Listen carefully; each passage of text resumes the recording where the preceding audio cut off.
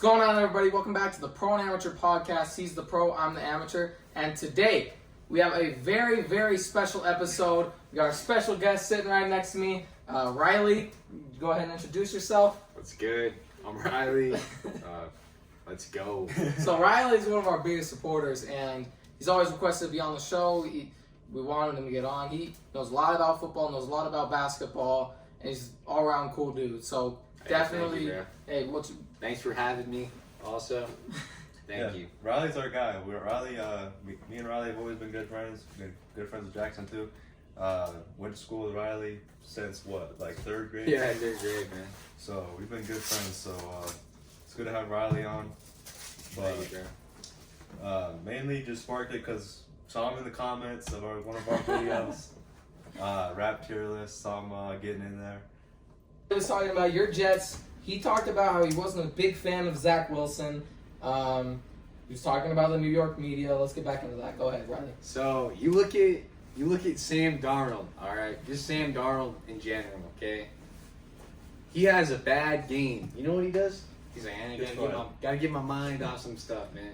He goes to the bar and he catches mono, right? Gets with some chick, catches mono, right? And that's all over my Twitter feed. Yeah. My 16-year-old self, I'm just, man, that looks really bad, bro. Yeah. And then all these guys, man, Manish Mehta, this guy's a bum. This guy has sexual assault charges, but he can still talk trash on Sam Darnold for some reason. We still let people like that do that. Yeah, and he just rips and he's like, oh, that's why Sam Darnold sucks, actually. It's not because we have Adam Gase, even though he's the worst coach in the league, even though we have the worst O-line in the league, even though he's thrown to a dude named Chris Hogan. Chris Hogan? Yeah, Come on, man. Chris Hogan. Hey, He's a Patriot. Zach Wilson. So now we get to Zach Wilson, all right? Listen, I don't hate the kid. I like him. I don't. I give the draft grade for that pick a B+, man. You know what I mean? We needed a QB, but he's not. Trey Lance was there, man. Trey Lance, you got Fields. What's wrong with Fields? You would have took Lance over Wilson? I would have. I would have took Fields over Wilson. I would have too. I don't know. This- man. I don't know. This has always been my biggest grief with Zach Wilson. One, like you said, the New York media. He grew up in Draper, Utah. Believe me, all of us are from Utah. We know how it is here. It's nothing like almost any other state that you're going to run into, especially one as intense and high volume as New York. And additionally, with Zach Wilson, he could never beat the Utes. Okay, he could never beat the Ryley. Can't leave him. Oh, my bad. He could never beat the Utes. Okay, this was his only super productive year. He was 6th, maybe 7th round draft pick at best 2 years back. Nobody was looking at him 2 years back. He has this blow up season, but you look at the competition. I know, again, you look at people like Damian Lillard. He was questioned for his competition. He came out rookie of the year, and he's one of the best in the game right now. But with Zach Wilson, the one team he played, the one decent team, which you can't even call a great team because they did Coastal Carolina. They played Coastal Carolina on a flip. And to be fair, it was an impromptu game, but Zach Wilson didn't play good that game. BYU didn't play. Huh? You don't think he played good? No. I thought he played pretty good. I thought it was pretty the good for receivers what was selling. it? I thought the receivers were selling out. They dropped The that. dude was getting pressure the whole game, man. He had a bunch of drops, a fumble. Dude, He played pretty good that game. If you look at everything that was going on, Coach Carolina was clearly the better team on the field. Yeah. Look, He was under pressure the whole game, and he still made some freaking ridiculously good throws. Yeah. I thought the drops was the biggest And he had problem. a that ton game. of drops. Look, but you think about it. You got to think about it, and especially in this perspective. Again, he's going to the BYU of the NFL, meaning the Jets. I'm sorry to say it, but they don't have a great team, right? I'm not saying they don't. You need a team elevator at that second spot. Someone who's taken their team. He can be that guy? He hasn't proven it yet. That's what I'm saying. If someone's gonna be that guy, he'll be the guy because he has the highest. You think he'll be the guy? But you said that he has a higher ceiling than Trevor Lawrence. Yeah, he does. I highly disagree, Yeah. but I actually, yeah, he does for sure. would you have taken Zach Wilson at 1 over Trevor Lawrence? Maybe, yeah. No, I can't. I think it's tough for me. Zach Wilson has way more potential. He does. I don't. Lawrence and all the stuff he's been saying recently, as far as like doesn't care about winning and stuff like that. I don't know. That's questionable too. I mean, Lawrence is a stud. There's no doubt about it. He has a super high floor. Look, but Zach Wilson. This was Zach Wilson's stats for this Coastal Carolina game. Okay, 19 of 32. That's a decent completion rating, right? Decent completion rating. He had 7.5 in attempt, but he threw a pick. Yeah, that could show you. This could show you how stats are misleading on the game. But you don't think that pick is a big deal? Did you watch the game though? Did you watch the game? The whole thing, I did. All the way through. And that shows you how stats are misleading. But you thought that the pick in the game doesn't matter. You don't think that that's a big deal. I don't remember. When was the pick at? Was it? I don't know. It says he threw an interception. They scored off the turnover. He was probably trying so to play they did. So they score off the turnover. If they don't, they score a touchdown. When the offense came back out, they scored again. It wasn't a pick six. Yeah, I watched the highlights. Well, no, that's what I'm saying. Like it wasn't a pick six, but did they score a touchdown off of it? Yeah. You take a touchdown off that, BYU wins that game. So it's 17-22. To me, a value. Just looking at that shows me how stats could be misleading because, like, but if you watch that game, he played really good with the situation. You can say really good if you threw an interception. So we're gonna put one pick. He was playing hero ball. You can't play hero ball. That's one thing that people. They would have lost. That's by one thing that people. 20 points then. That's one thing that people give, especially someone like for example, Russell Westbrook. That dude gets destroyed for playing quote unquote hero ball, pass statting or stat padding, whatever. Isn't this the same thing then? I don't know what you're talking about. So, dude, I don't know.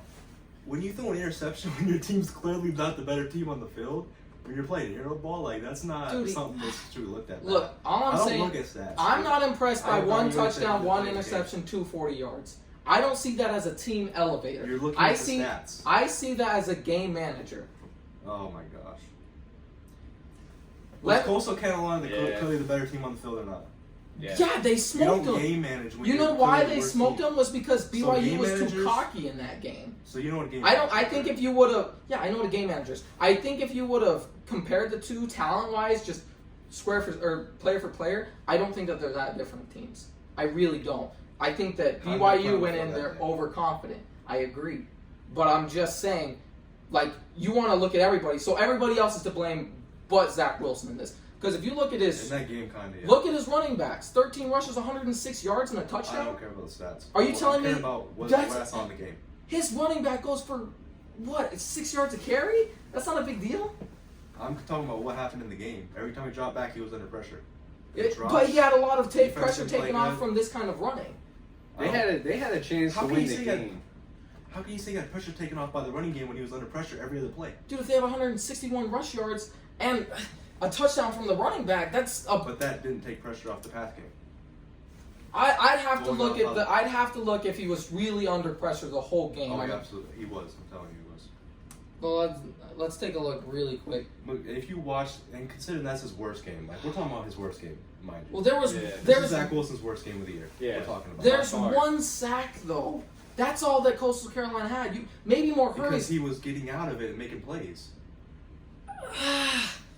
Like, I didn't watch the game, but it sounds like there's a lot of ifs being made right now. Like, a lot of... I think looking at the stats rawly and just saying, no, wow, that's not impressive, I think that's kind of not evaluating the quarterback. There's 5 total hurries on the whole game. That is a stat that shows how the game was impacted. Yeah. 5 QB hurries. He dropped back 30 times. Mm-hmm. So 1/6 of the time he was under pressure. That's not a lot. I don't know if that's true or not. No, I've got the stats right here. So if 5 hurries. My thing, I don't look at stats at all. I look at how the game played out. And when I watched the Coastal Carolina game, his worst game, mind you, I think he played pretty good. Worst game? The other game he's playing against Northern Illinois. Of course he's going to blow him off the field. Oh my gosh. BYU's not a great team either, dude. Yeah, but Northern Illinois could be Alabama. a D2 school. Is BYU Alabama or something now? I didn't say they were, but Smith is BYU a better team than Northern Illinois? I don't know. Of course they are. BYU has some merit. They used to be a decent team before the Pac-12 was made. That's when them and the Utes would go back and forth. But then the Utes joined the Pac-12, and it, got ugly for BYU since then. But so because he played Northern Illinois, that was. That's one of the teams he's played. Yeah, that's one of the teams he blew off the field. So because he had a phenomenal game. We're going to disregard that because they might. I didn't have a slightly disregard worse it. team. Not slightly. I mean, if you look at competition. Again, he's not playing For me, against I the don't- best DBs in the league, or in the I country. don't- He's not. I don't really look at that stuff, dude. Does it matter or no? I mean, it matters a little bit, but I don't really look at that. I evaluate the game as it is. I mean, for Alabama, like, are we gonna just Mac Jones? They did the same thing with Mac Jones. Like, yeah, he's on a great team, but like, should we disregard everything he did, all the phenomenal plays Well, he made, I not really mean- making any mistakes at all, ever, really? He made some mistakes, But but the dude had like 3 interceptions the whole year. the thing with Mac Jones, I think a lot of stuff that got him in trouble was he's more of a pocket passer right now, and the league is kind of switching out of pocket passers. I think that's the main reason why Mac Jones fell. I don't think it was necessarily because of the talent he had around him. I think it's because he's a pocket passer. He's not gonna break loose and run for 40 or whatever. Yeah, for me, it's not like BYU is like Huh? Alabama. in How my high opinion. Justin Fields I don't. Justin Fields got drafted at like 10th 11th. or 11th. Yeah, 11th, yeah. Justin Fields went to the Bears, so we'll see how that situation plays out. I don't know. I don't know how good Northern Illinois is, or I really don't know how good BYU is. I really don't know. But I've never heard someone make the argument that Zach Wilson was feasting on bad competition. What? You haven't heard that argument? I've never heard someone say that before ever. That's an argument that's being made right now. I promise. He didn't play. I don't think. And for me, I think that's dumb in my opinion. To You look think at it it's a like big that. deal, or it's not a big deal that he didn't play any high-ranked DBs or safeties or linebackers? But his team is not Alabama, dude. He's not on I'm a great not. team either. Again, I'm not saying that's not what I'm saying. I'm saying he didn't play against those top-notch guys. Neither is his weapons aren't top-notch guys either. So what's the I point? get that. That's the point is that Wonder. he's not having to worry about Patrick Surtain, who's coming in a ball hawk that's 6'2" or 6'4" long and was making picks left and right. He doesn't have to worry about J.C. Horn coming out and he's worrying about guy who's going to be an accountant in a couple years after he graduates. So for me, if the Grand only Canyon University and If the only argument we can make against Zach Wilson is that he played bad competition, which is completely out of his control. No, that's the main argument. Okay, if the main argument for Zach Wilson is that he played bad competition, which is out of his control, by the way, if that's he the chose main to go to argument, BYU. Well, he wasn't getting offers from anywhere else. That's what Yeah. I'm saying. So he's one of those bad competitions then. Okay, but listen. That's I even have sub points. For If you want me, to down sub points, he if didn't that's have. the biggest argument we're making against him and not his play on the field, then that's. Oh, that's well, me let's saying talk pretty about good his play on the quarterback. field. Then let's get to that too. Again, not team elevating numbers here. You might make the argument. I don't think it was. He Team. elevated the team to be in that game. Yeah. That game, absolutely. I think it And looks he's like the the only running reason back we did a really lot get more. stats, huh?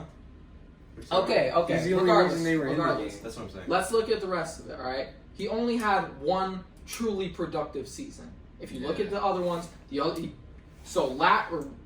ones weren't. It's not like he wasn't playing. He didn't play good in 2018, 2019. He didn't do I don't very know, well. I didn't evaluate that. Well, I looked he at was this last year. I'll just tell you, he was a 6th or 7th draft round at best going into To be 2020. honest, I don't think. You don't think that's care a about big deal? that stuff? I do. I don't. Because he's only had one decent year of production when it was a pandemic So did year, Joe Burrow. and there was Joe Burrow was a different. He's facing the top-notch players in the country. But he's also on teams with top-notch players. Yes, but again, you're still worrying about the top-notch guys. You can get away with. Are you telling me that you can't get away with certain? Then why don't we just put people from the AFL into starting quarterback who's doing really good in the NFL and just say they didn't have good competition? I bet they're going to be good in the NFL. That's not what I'm saying, dude. But they're not playing as good competition. I'm Why saying- aren't they getting signed? Because they're not a good quarterback. That's my point. No, so you're saying Zach Wilson's not a good quarterback because he's not playing against. I don't Well, know what you're saying. Dude. I really think- don't. So I'm saying an AFL quarterback, or let's say even maybe Arena League, they're performing amazingly, which has happened before. But they're not getting looked at. Maybe looked at for the 4th string QB, but that's about it.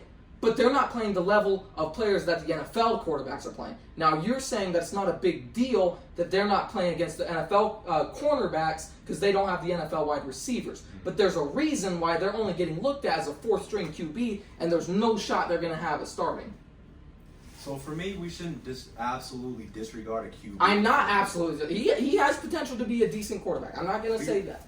The I fact don't that think that's he your will. main argument, like, Well, I'm going down on the sub-points. 2018, 2019, not good. He had really bad fumbling problems. Even in 2020, he wasn't the best with holding onto the football. He gets into that hero ball mindset. He scrambles for too long, and then he gets sacked and lost the ball. I think he had 10 fumbles last season. That's not good. so I don't look at stats. I don't. But you don't think... But I watched the play on the field. you don't think that that's a big deal that he's losing the football that much? Against lesser I don't- competition. I don't look at stats. But it... That's Okay, but context. I'm asking, is it a big deal or not that he's losing the football that often? Because he's not getting put in a princess situation. He's getting put to a difficult situation. Be all-minded. Robert Saleh is a way better head coach than Adam Gase, and I do actually see the Jets progressively getting better, although they need to sign some new wide receivers. But the whole point is he's not getting put in a good situation again. No. So he's going to have to hold on to that football, or he's going to learn the hard way. So for me, you lose a lot of context when you look at just 10 fumbles because I would say you don't know when those fumbles happened. It could have been at the end of the game where he was trying to do something crazy when his team was losing. On He the last shouldn't drive be or doing something like that. That didn't happen That's a whole my lot thing, in the is you lose 2020 context. season because they weren't So, losing a lot of stats. games. Well, they weren't losing a lot of games in 2020. Yeah. So he's not. You can almost disregard that completely because he's not rolling out the pocket for hero ball at the last few seconds of the game. Yeah. The problem is That he's getting in the hero ball mindset in the second quarter and losing it and giving the team another opportunity to score before the half. I don't know. I think the stats can be misleading for that. I think Zach Wilson has some stuff up his sleeve, man. That nobody else in college football is doing this year, man. You know what I mean? Yeah. Like, he's not nowhere near Mahomes esque. You know what I mean? Could be. No. But sometimes he looks like Aaron Rodgers back there. You know what I mean? Like, just his build and stuff. The way, because you're saying it's hero ball. Aaron Rodgers is his whole career. Kids play the same way. His whole career is just doing that, and it's not hero ball. It's just what he's good at. You know what I mean? I think Aaron Rodgers, the Yes. way that those two Well, players is different. I think Go ahead. I think that Aaron Rodgers again. I think that they have a little bit different play styles, and I understand what you're saying. Like, Yeah, to I think an he's more like extent. Mahomes. I would say I'd probably compare him more to Mahomes too, but I don't think he's ever going to reach. I don't think he'll reach Matthew it's tough to Stafford's say. achievements. I don't. I have to be honest. Well, he's way more talented than Matthew Stafford. That's true. I mean, I would our say talent Aaron you could Rodgers- compare are similar. I would but say Aaron mobility, yeah. Rodgers. You said about Aaron Rodgers that his play style is hero ball. I didn't say that. No, I'm talking about Riley. Oh, Well, it's So, not all hero. it's- Well, I'm 'Cause, obviously the he's recent one of the years, top when he 10. got a run game, Yeah. he's kind of been more of being the quarterback, make throws, and he hasn't really had to play hero ball. But yeah, like you said, I agree. His whole career has been hero ball with Mike McCarthy. Yeah. But since we got LaFleur, it's a whole different. It's a different system. So I think that he's playing a different type of game. I mean, he still has to play hero ball sometimes, but yeah, I don't know. I think Zach Wilson. I don't know. It sucks that he's going to the Jets, though, dude. yeah, you gotta diss on the Sorry, Jets like that. Sorry, Hey, Riley, it does, hey. I'm just being honest. Like, it's a rough spot right I now. don't know, Like, they man. don't We're- have- like, who's the receivers right now? Hey, we I know just you guys got drafted Elijah Moore. Or whatever his yeah name Elijah Moore. I think that was a steal, actually. That's a really They're good pick, in my comparing opinion. Antonio Brown and Steve Smith, man. I think that was a really Steve good Smith. pick. I'll give you that. Say he's a Steve Smith, turns into Steve Smith. We're running the Shanahan, Coach Shanny. We're running that offense down here now. is. Yeah. QB friendly offense. Everybody's gonna be running those crossing routes, man. And we just need somebody to get open. Just get open just a little bit, man, for 1 second, please, bro. Because obviously our O-line needs some work. Man. I was gonna ask about your You know? line. But Corey Davis, I mean, he was a number 2 in Tennessee. We'll see what happens. I think there. Corey Davis is decent. I think He he's was a just decent super pick. inconsistent. That was the thing with him. Like, he's super talented, dude. Like, he was like a top 10 pick, but Yeah. he's super inconsistent. Number 4, man. Yeah. I mean, if he can put it together, we got Denzel Mims, who was a second-round draft pick last year, but he was hurt most of the season. Then, by the time he came back, it was already over, man. He came back and Darnold was hurt again from getting body slammed because our offensive line sucks, and Joe Flacco's throwing in bombs. I'm like, bro, really? And then that was the last time we saw him catch a ball. Is Sam Darnold comes back, he's like, nah, let me just throw a pick into triple coverage, man. Yeah. So that I mean, Zach Wilson's just an upgrade over Sam Darnold. Regardless, man, Sam Darnold turned the ball over way too much, man. His whole career, that was his biggest problem coming out of college. He was a turnover machine at USC. Too. Yeah, it didn't get any better. Got 0% But better. I will defend Sam Darnold just in the sense of he had Adam Gase. I'll say that. Hey, he did have Adam Gase, man, and I hope it works out for the kid. But also, I don't think it's going to. Oh, I don't think so. I either. think I there's a don't think 0% so either. chance. No, Sam Darnold, he sucks. Well, man. this is his right or die. I mean, if He he lost- doesn't get it done here, it's pretty clear he was a problem because they have weapons galore in Carolina. Dude, Christian McCaffrey, as soon as he checks down to CMC and he scores, oh my gosh, Sam Darnold? Oh my gosh, he's so... Dude, what? No, that's not how it works, bro. Look at Kyle Allen. He was doing that. He's better than Sam Darnold. Yeah. No, he's not. Dude, he's Kyle better. Allen? Kyle Allen is No, better he's than not. Sam Darnold. They're No, he's they're not, both dude. not good. They're Who's both Kyle not Allen good. playing for now? Dude, I Backup? don't know. He's a backup. Dude. He's a backup in Washington, man. Kyle Allen is not good, dude. Come on, Riley. Dude.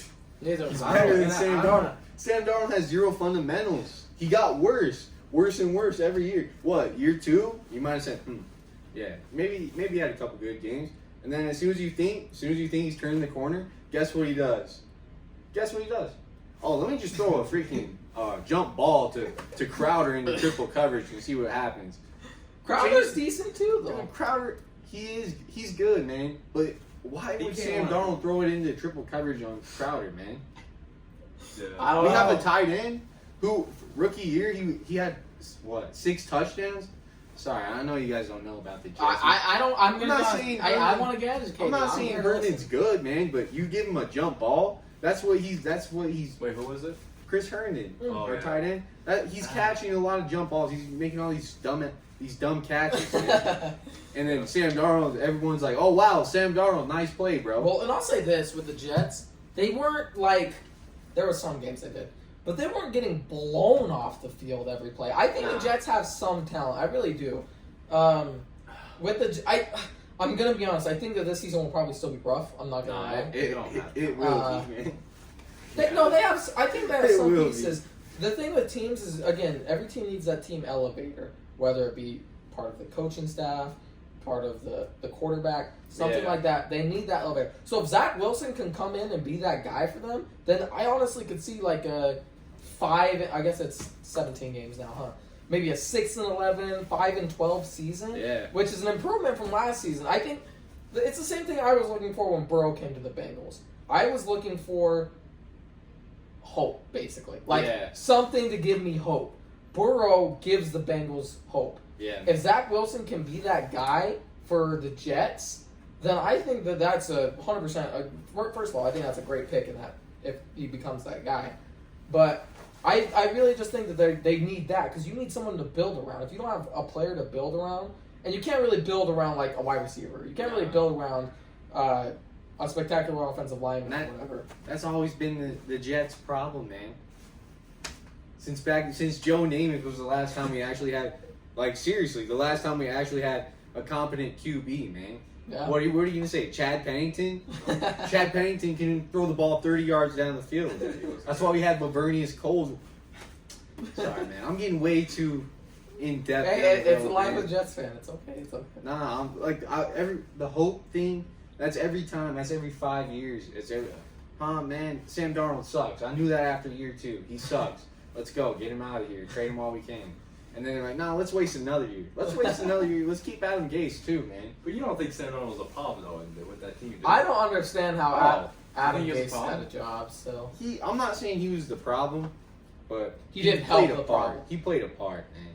But like, what was good about that team though at all? Like, Well, I will they say, didn't I have don't. coach. They just said, I don't know why you guys gave up Robbie Anderson. I still don't understand that. Dude, our you had bad coaching. You had a bad offensive line. Bad GM. Not Our good GM was not good terrible. Yeah, bad GM. You got a new one. Before we though, got didn't Joe you? Douglas, Yeah, he yeah, was yeah. terrible. I That's my think, thing is like there was nothing good about that team. but that's why the only reason why I see the Jets can possibly. Jamal Adams, man. I can see a Yeah, half he's decent. I can see a decent progression for the Jets over the next 5 years, just because of who's at GM and who's at the head coach. Yeah. I think that those are both two competent guys.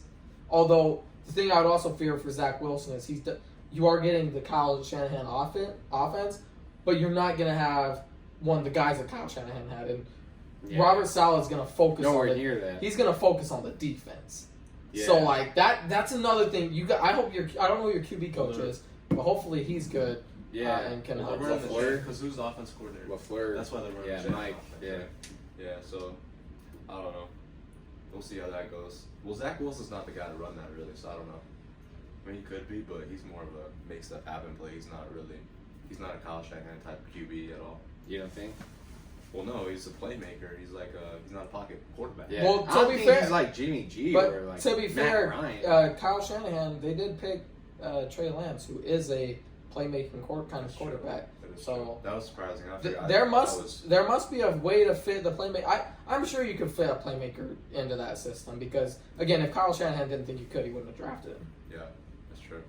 I was 100% sure they were going to take Mac Jones. That didn't happen. So, Well, I mean, there must have been something behind the scenes that people were concerned about with Mac Jones, just because I mean he fell far. Like I don't know if people were concerned. I think it was just higher. They saw more in Trey Lance probably. but again, he still fell. Nobody was expecting him to get out of top 10. People were expecting someone to Well, trade no one up needed or a something. QB. But people were expecting them to trade up. Oh. And that Ended up being smart. it's Because interesting. no one Well, I don't see why you trade up if no one needs a QB though. I mean, I guess people can still pick a QB, I guess, but. it's mainly so someone else doesn't trade up in front of you and then pick them. I think that's what the biggest thing with that is. Yeah. I just don't understand why Justin Fields didn't get the respect. I don't get that Yeah, either. like- I think Justin Fields actually does have a pretty high ceiling. If he didn't play this year, he didn't push for Big Ten football to be played, and he just sits out the whole year, he would have been picked. He would have been number 2. No pick, question. for He would have sure. been picked. He would have been picked number 2. Yeah. I think people just saw a lot of issues with his fundamentals. So I think that's what dropped his stock down. He does have that, but even this year, man, he did. I think people saw. They what still that got was. to the final. Yeah, he takes that dirty hit, that nasty hit. Not saying it was a dirty hit. Let's look at the two. Who did he lose to? Trevor Lawrence both times. Is that because he lost? Didn't they beat Clemson this last year? Though? They beat Clemson this last year. Did to get they? into the, and then they Who played did they- Bama.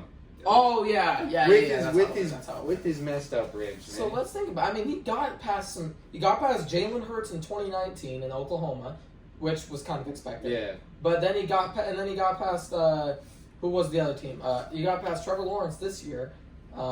That's a big accomplishment. And he lost to a Bama team that had 4 wide receivers go in the top 10 the past 2 years. And I think he did a really. And Bama obviously gets a lot of people first round, but for what he did versus the competition, I think Justin Fields is honestly one of the better quarterbacks. I think because I don't want to say this, Ryley. I feel really bad saying it. Go ahead and say it. I think that out of all the quarterbacks, I think Zach Wilson has the biggest chance to fail. I really do. I don't know. I don't agree with that. Yeah. Justin Well, Fields. if I'm looking at who's going into certain situations, Yeah. I'm looking at Mac Jones with Bill Belichick. That's almost a match made in heaven. So I'm gonna assume that, and especially with everything that Bill went and got this summer, they still have a wide receiver 1 really, but with everything that Bill went and got this summer, and he's the perfect quarterback that Bill kind of likes. Mac Jones, I think, is in a really good situation for his skills and things. So I think they'll at least be 9-7, or oh my gosh, 9-7, yeah, 9-7, maybe that 10-6 kind of team. And then if you look at Trevor Lawrence, I think Trevor Lawrence is better than all of the players. I'm not gonna talent wise. The drive and motivation you could question. I'm not really worried about it if I'm being honest. I think Trevor Lawrence could be the next Matthew Stafford. Not obviously. I think he's better than. He's supposed to be better than that. Well, I know, but I mean, what I'm He's meaning the is best he's on a prospect ever. team. Yeah. He's on a team that's not going to give him a whole lot He's until on they. the worst roster in the league. Yeah, that's Did he get drafted to? Jacksonville. And then they took a running back. Yeah, I know. They I, got James Robinson. I don't under. That's what I'm saying. I will say I do question Urban Meyer as well. He's already failed in the NFL before as a head coach. He's really good college coach. I guess we'll see how it goes. I wasn't a big fan of the Travis Etienne pick either, but whatever. We'll see how that goes. Who's Ohio State's going to coach then? Ryan Day. And then going to Trey Lance. Trey Lance is going in a really good situation, unbelievably good situation. He has weapons, he has a run game, he has an offensive line, and a stacked defense. I mean, and a great coach. So Trey Lance honestly might be have the best career accolades wise. I don't know about actual player wise, but he might have the best career accolades wise. Then we go to Justin Fields. Again, I think it's just in the sense of Justin Fields is the better player over. I would have picked Justin Fields over Zach Wilson. I really would. Yeah. And I think that he will be better in Chicago because they still have that mean defense. I mean, he has Allen Robinson to throw to, who's a pretty good wide receiver. Their team is still. I could see him being worse just because his team's horrible too. Maybe not horrible, but they're not amazing. That's the biggest knock against I think I have with Zach Wilson. Is, again, the culture shock's going to be a big thing. The pressure's going to be at an all-time high. I mean, because again, like Cole said earlier, sometimes these fumbles or interceptions don't mean anything, but the New York media doesn't care. No. They're going to bash him for any opportunity they get. He's going to get a shot taken. And it's already started, man. They already started talking about his mom, how fine his mom is, saying, well, at least we can talk about his mom after the games now. And then what? Well, what does his mom have anything to do with him playing bad? And he's a Mormon guy, so and they value a lot of family and stuff like that pretty heavily. So I could see that being something that could get under his skin genuinely. I mean, as long as he's not like Jamal Adams, we're not. Jets fans honestly don't care, man. If you try a little bit, we don't care. But well, that's until he's walking down the street on Broadway and he gets like a soda thrown at him because he played horrible the day before. Nah, man, that doesn't happen. That's just some BS Jamal Adams makes up. Like the story of when he decided he wanted to trade, when he said he had depression. Remember that? Like, depression's a real thing. Don't joke about it, right?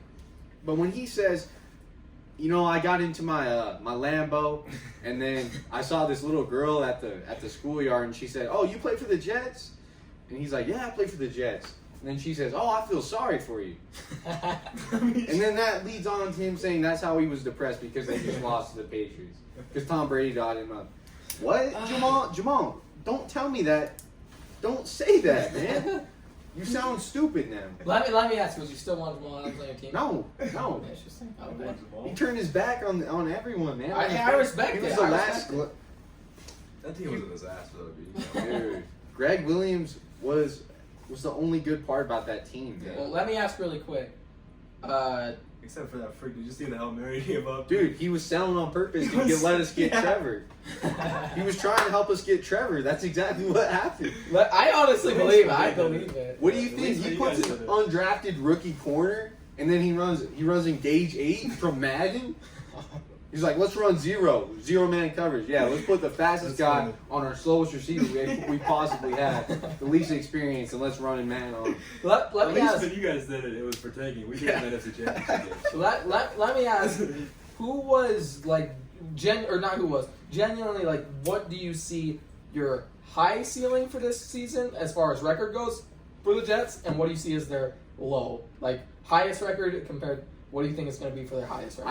I think max we could win maybe 8 games. Okay. Full round win 8 games. We put a lot of money into the defense. I mean, that's where. So 8 and 9. What you guys get on the defense? We got Carl Lawson from the Bengals. Carl Lawson's good. We need someone to help Quinnen out a little bit. I'll say Carl Lawson's a solid pickup. I won't knock that. Yeah, we just need some edge pressure back there. But yeah, What you guys got? we got Sheldon Rankins on the D line also. So our D line's looking beefed. So wait, there'll be there's 17 games now, right? Yeah, there's 17. Okay, so 8 and 9, I could see you guys. So that's what you're saying. 8 and 9 is your scale. Yeah. Okay. Real quick. Are y'all talking hoops tonight or not? Probably Yeah, not. a little bit. Maybe a little bit. So you might want to. We'll probably talk about the Jazz in the finals a little bit. I'll stick Dude, if you around. talk about the Suns winning the finals. Okay. We're jumping ahead. We're jumping Yeah, ahead no, from that. continue. Because if not, I was gonna dip. But So 8 and 9 is your Yeah. record, your max. What do you see as your bottom? I seen 3 games. 3 is your bottom. Yeah. I mean, I mean, hopefully Zach Wilson will get hot and show us why he's going to be good. Yeah. It doesn't matter how good you are though as a QB if your team. I mean, Deshaun Watson won they won what 5-11 or something like that. Yeah. Well, 5-11 is better than what they did last year. If I'm them, like with the Bengals this year, I'd take 5-11 as a win. I mean, I couldn't care if we lose, and it's just like a bunch of these young kids, like Elijah Moore per se. You know, he has a good season and just lets us off. It's about the man. Thank you, football gods. You finally gave us something, man. It's about the hope. It's been 10 years, man. Look at who we had 10 years. Ryan Fitzpatrick somehow becomes good. No, he was never good. Yeah, he's never been good. No. He got lucky. He got carried on defense. I agree. Look, Fitzpatrick, you know, he can have a game where he's Jesus Christ, but for the most part, he's not. No. But, and I mean, honestly, I think you said it's like the same thing. It's you want the hope. Yeah. Right? I just need a little bit, man. Just a little bit of juice. You want something to cheer for. Yeah, I just remember watching week 1 this year, man. I'm just... Really? I gotta go through a whole nother year of this. I can't remember the last time. Oh, I was 9 years old the last time we were actually good. Yeah, you had to beat us. Yeah. You beat us in the playoffs. Yeah, man. Yeah, I don't know, dude. All right, well, Cole, same question for you. The Packers, I mean, will they even have Aaron Rodgers this year? Oh, yeah, I don't know, dude. That's Well, tough. let me ask question. I don't think Rodgers comes back, so I'm going to ask you, without Rodgers, what do you see your best record and worst record? Without Aaron Rodgers? Best record. Well, if Aaron Rodgers gets traded, we're not going to be... I don't think we'll get anything like this year for him. It'll probably be like future first-round picks. Probably like three first-rounders future or something. I don't know if you'll get that, because I think the Patriots, Packers are going to be desperate to get him off because he threatened retire. He said he might retire if they don't let him off. He didn't threaten retirement. He said he's not going to play for them. Well, no, there's been speculation that he told people around him that he's seriously considering retirement if they That's don't not trade him. true. You don't think that that's true No. at all? No, he's not gonna. He won't play for them. But he's not gonna retire. Well, I would say, yeah, because it's not gonna. We're not gonna get better this year as far as if we trade him. So what do you see your ceiling and minimum? Ceiling? Yeah, I don't know, dude. 17 Probably games. I mean, it's still a decently talented roster, and I would say ceiling without Rodgers probably like 8 games, 8, 9, 8, 9, so 7, like 10. So like okay. Probably the Jets ceiling. To be honest. I mean, I don't think they're much worse than the Jets if we lost Aaron Rodgers right now. Okay, and then minimum. Still, yeah. Probably the same as the Jets. So it's exactly okay. Same team, really. Yeah. We have You guys got a number 1 receiver. You have a better receiver. I'll say, yeah, you definitely have a better little receiver bit more talent for sure. and a better rush game pass. I'll rush say game. 1 game above the Jets. 1 game. 4-13 ceiling. Or floor, sorry. Yeah, and then Ceiling. 7 and 10. No, because you said 8 and 9, right? Yeah. Yeah, so 7 and 10. No, 1 game more. I think. Oh, 1 game more. Oh, 9 and 8. I think we'll be 1 game better. Yeah. All right. I think that's fair to say. Well, I'm gonna give you the Bengals right now. Bengals ceiling this season for me. I gotta be realistic. I'm gonna go 10 and 7. I think we have a 10 and 7 possibility. I really do. I think that look, it's all about if Joe Burrow gets healthy or not, or if he can stay healthy or not. Which again, it's not like he has an injury past or whatever. Like he's consistently getting knee injuries or whatever. There's a freak knee injury that happened last season. He wasn't like running and it was a non-contact injury. He got his knee landed on by 800 pounds of man. And I would say that, again, it does depend on Burrow for sure. But I think 10 and 7 is a realistic ceiling. And then I'd say So that if Burrow's healthy, you're saying we're going 10 and 7. I think we could do it, yeah. I mean, that... Well, he was healthy last year. You guys still weren't winning. Well, but again, you have to look at what we did in the offseason. You have to look at how we were losing games. Because we had a lot of losing games that we were winning that Joe Burrow took us down and scored, and it was just... I mean, look at the Browns, for example. The Browns game, then we were about to win. 1 minute left on the clock. The defense gives up 80 yards and a touchdown. All they had to do was not give up a touchdown. That's it. What game was that? It was like game. It was the second time we played the Browns, so like Oh. week 8 or something like that. I can't remember. But you look at that, and you see things like that happening with the defense, where we had no interior pressure, no exterior pressure. I mean, granted, DJ Reader was hurt, and Geno Atkins was a shell of himself. He wasn't even out there playing. But we added a lot of depth to the defensive line, not just in the free agency, but in the draft. I think we drafted 3 defensive linemen. Or no, 4. We drafted 4 because, picked up the extra pick from the Patriots. We drafted 4 different defensive linemen, 2 edge, 2 D tackles. We added another D tackle in free agency. We re-signed Mike Daniels. And then we got basically a swap-for-swap corners, so I don't think our corners got worse. And our corners really weren't the big issue. The biggest issues now are going to be our linebacker, and that's going to be our big issues. But we had some linebackers that showed some promise. Not saying they're going to be world beaters. Not even going to say that they're going to be above average. Probably be at best average linebackers. And again, I'm giving our 10-7. The ceiling means that, you know, the ball bounces your way sometimes and when you need it, and then things like that. Calls go your way sometimes. That's what I see with a ceiling. And again, we shored up a lot of the things that we needed. If you look at offensive line, a lot of people are kicking and screaming that we didn't draft Penei Sewell, but you look at the Dolphins, who had an even worse line than us, they didn't draft Penei Sewell either. They went for Jalen Waddle. But nobody's talking about them and how they didn't draft Penei Sewell. They're saying, good job, you got Jalen Waddle. So, look, that's what I'm saying. The Bengals and the Dolphins both had a horrible offensive line. But we went and got a solid starting right tackle, which is a position we desperately needed. And we also, while we didn't add the guy I wanted either Landon Dickerson or something Jenkins. I can't remember. I think it's Tevin Jenkins. Yeah. I wanted one of those 2 guys, honestly. But we drafted Jackson Carman from the Clemson Tigers. He was the blindside tackle for Trevor Lawrence throughout his whole college career. He was pretty solid. Still not the one I would have gone with, but so he's going to play a guard, and that leaves 1 guard position left because we had a decent center in Trey Hopkins, we had a decent left tackle in Jonah Williams, and we added a right tackle. So that's 3 parts of the offensive line that's okay. And again, even with the elevations we made to the line, again, we're not going to be top 10. I see us as going from bottom 5 to an average at best offensive line. That's what I see us going to.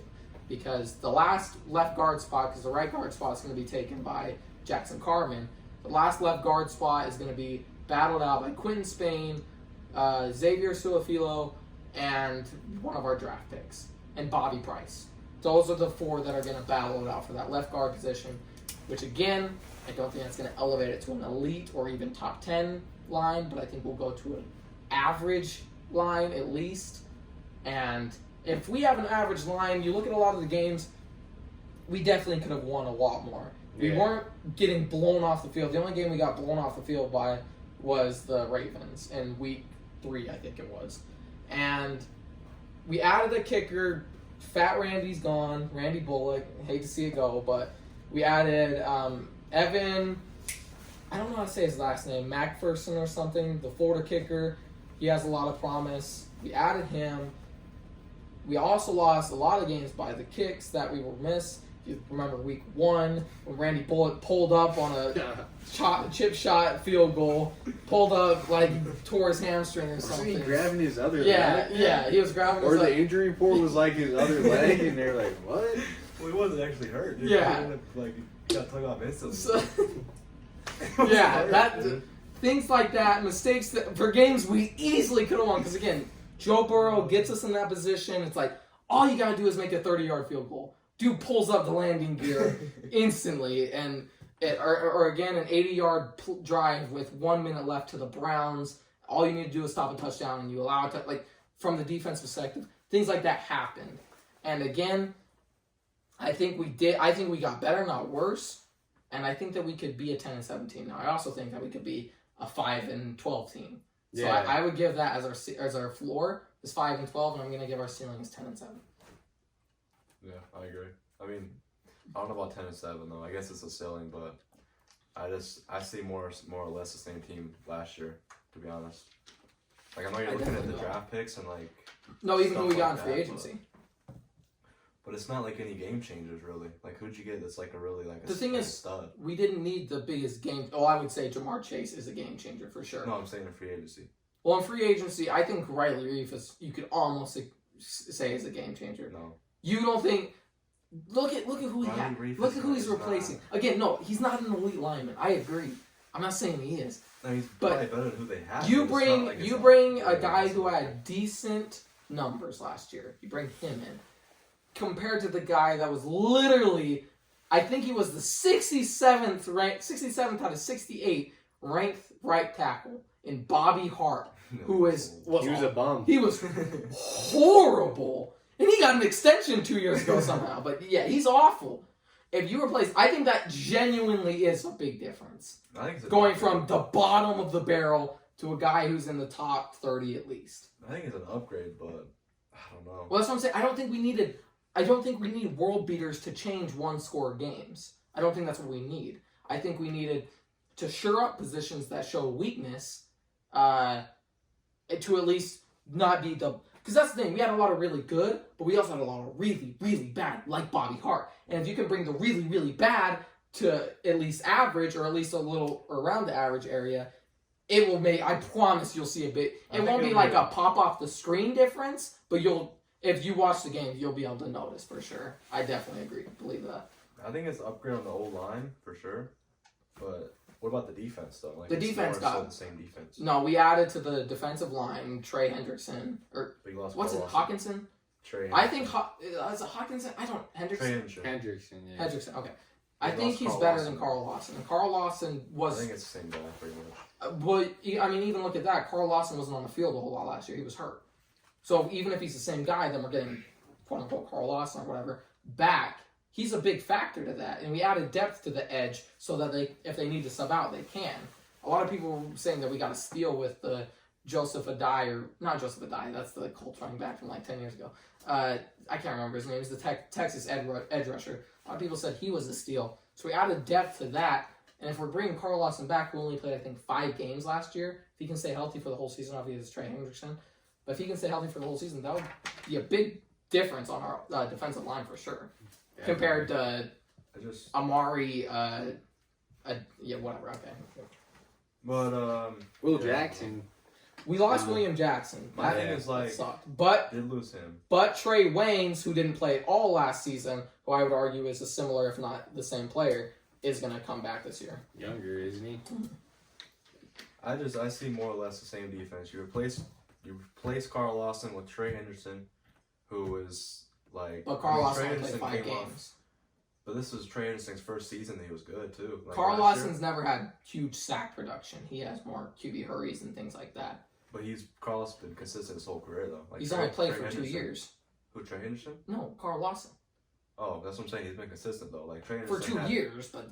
Trey Henderson had like 2 dud years before last year, right? I think he had Yeah. 2 Well, dud but years. it's not like Trey Henderson's going to a bad defensive line now. If you look at it, you got him, Mike Daniels, and DJ Reader, who's arguably... Daniels, he's not good anymore, dude. He's not horrible. He's like 35. He was good in the run game, though, last season. If you look at the numbers, he did good on the Yeah, run deep game. tackles can stay good for a while, Yeah. man. Well, Steve McClendon. But again, you pair him... Okay, Mike Daniels... Steve Clinton. He's not the highlight of that defensive line for sure. I'm talking about DJ Reader, who's arguably one of the top 2 DTs in the whole league. No. What? DJ Reader's a top 2 DT in the league. Who's better? Aaron Donald, obviously. Quentin Williams is better. Quinn Williams is pretty... Fletcher Cox is better D tackle. I don't know. There's a lot of them. He didn't even play last year. I would did he? say Steve McClendon. No, he got hurt. Yeah, he got DJ hurt. Reader. Yeah, I don't see DJ Reader. I don't consider him a top DT. DeForest Buckner. You don't think he's elite? No, I don't. I think he's. I don't know. I haven't seen enough of him, dude. Like I know he had that one good year He's with from Houston. Seattle. No, he isn't had like 2 or 3 good years with Houston. I don't see. He's not in that class, dude. I'm What? sure he can be decent for you guys, but he's not one of those. He's not. Yes, he is. Okay, you gotta watch the tape. I'm not gonna pull up stats because I know you're I not saw fond him. of I stats. watched him with Houston. He was Is he a there's run re- stuffer? Yeah, he's a big run stuffer. Run Big stuffer? He's kind of boy. He's a pass rusher too, a little bit. Well, that's what I'm saying. You got go rewatch the tape. I promise you'll see a difference. Come back to me and let me I'm know. not saying he's not good. I'm saying he's just not a top 2 DT at all. You said he's not elite at all. I don't think he's not elite. Elite's like 5 guys, dude. You don't think Everyone he's even can't be top elite. 5? I don't know. There's not a lot of great DTs though. I mean, there is some now, but I wouldn't say he's top 5. No, I wouldn't. That's a harsh. Is that harsh Buck grade. in Play last year. Indy? Yeah, he got hurt. How can you exactly? Yeah, good. Yeah, he was in the defensive MVP, right? Yeah. MVP race. He was an All-Pro in 2019. He made That's the All-Pro 2019, team. though. That's too He big. didn't play last year because he got hurt. I mean, that's completely out of his control. I don't know. You think he's gonna? It wasn't like he's coming off a torn Achilles. You think he's gonna be a different player than when he was an All-Pro? I feel like there's a lot of good, like... Listen, if he comes out here and he's freaking All-Pro, which I highly doubt it, then I'll say. What if he's like 3rd or 2nd team All-Pro?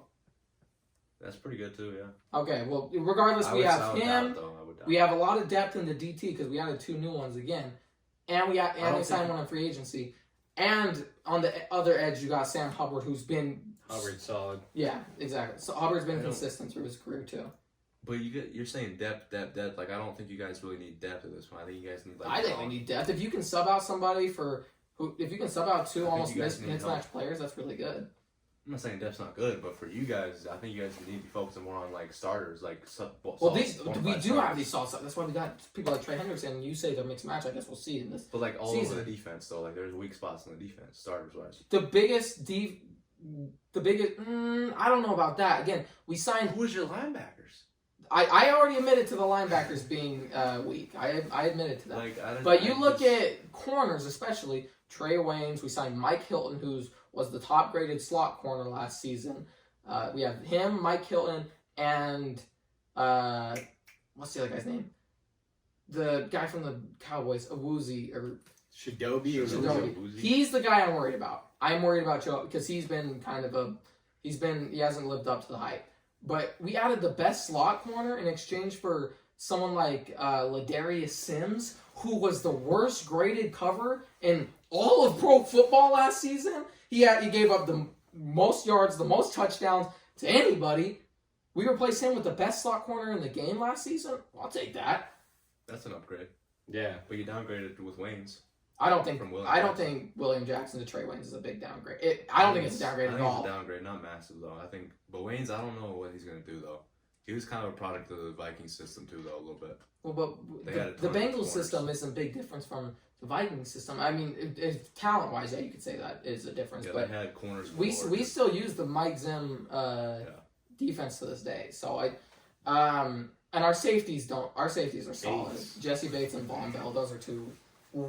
Jesse Bates got completely snubbed out of the Pro Bowl this season, and so that's not a place to worry. The place to worry is the linebackers. I'll agree to that completely, but I'd also say they weren't the problem last year. The biggest problem last year on our defense was the DL, and granted, again, people got hurt, but we had no depth.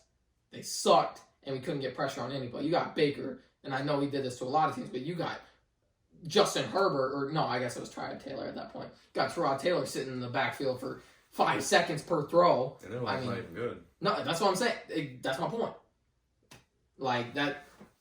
So we sure Do you enough think the their D-line. D-line upgraded that much though? Yeah, because we were subbing in not good people. Again, it wasn't like But at the the people that were in, the starters weren't doing. It good wasn't either. at the start of the game that was the biggest problems. It was when you could see people getting sub. Again, Geno Atkins would come in every now and then. DJ Reader, if he goes out, it's instantly a blown play, and they get an easy 5-second drop back, and it's whatever. Or because Sam Hubbard was actually also hurt that game because he got some training camp or OTA injury early, and then didn't come back till midseason or whatever. But obviously a lot matters with health, and if people get injured, then I could see us going definitely 5. And if Joe Burrow gets injured, we're winning 0 games. Yeah. But I think, and again, a lot of people are upset with that Jamar Chase pick. I'm just not.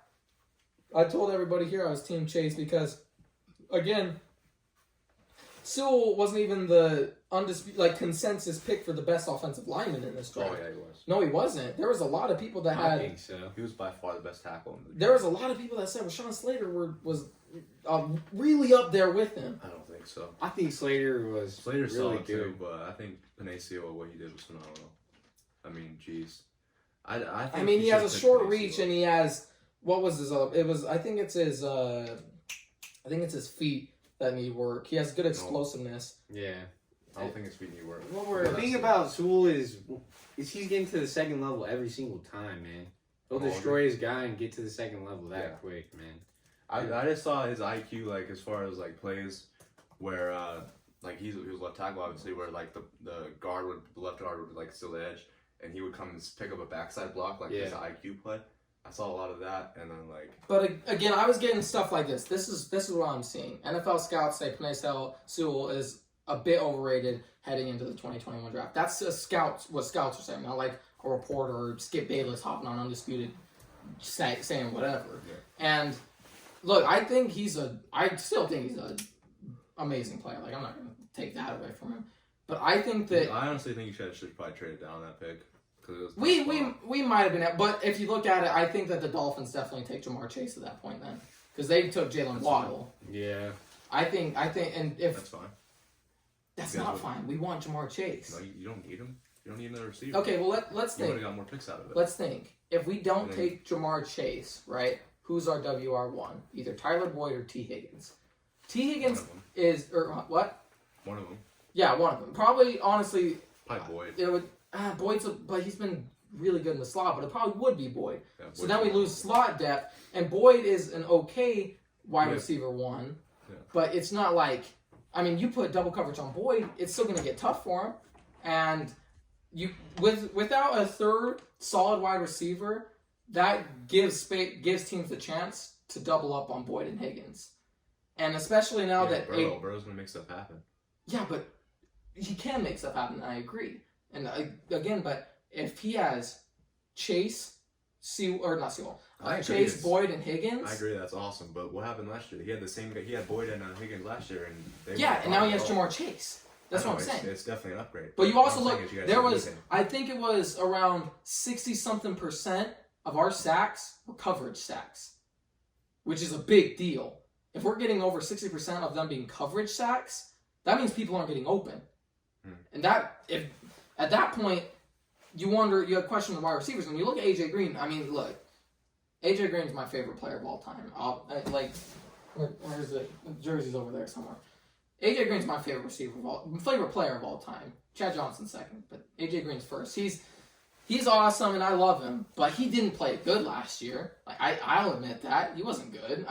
Teams weren't afraid of A.J. Green last year. That's just the truth. And, but even at his low production level, they still couldn't just leave him alone and go double Boyd or Higgins or something like that. If Green was on the field, they couldn't do that. Now you sub out Green for Chase, young, promising, and a lot of talent. And he's proven he's really good. He was the number one consensus wide receiver in this draft.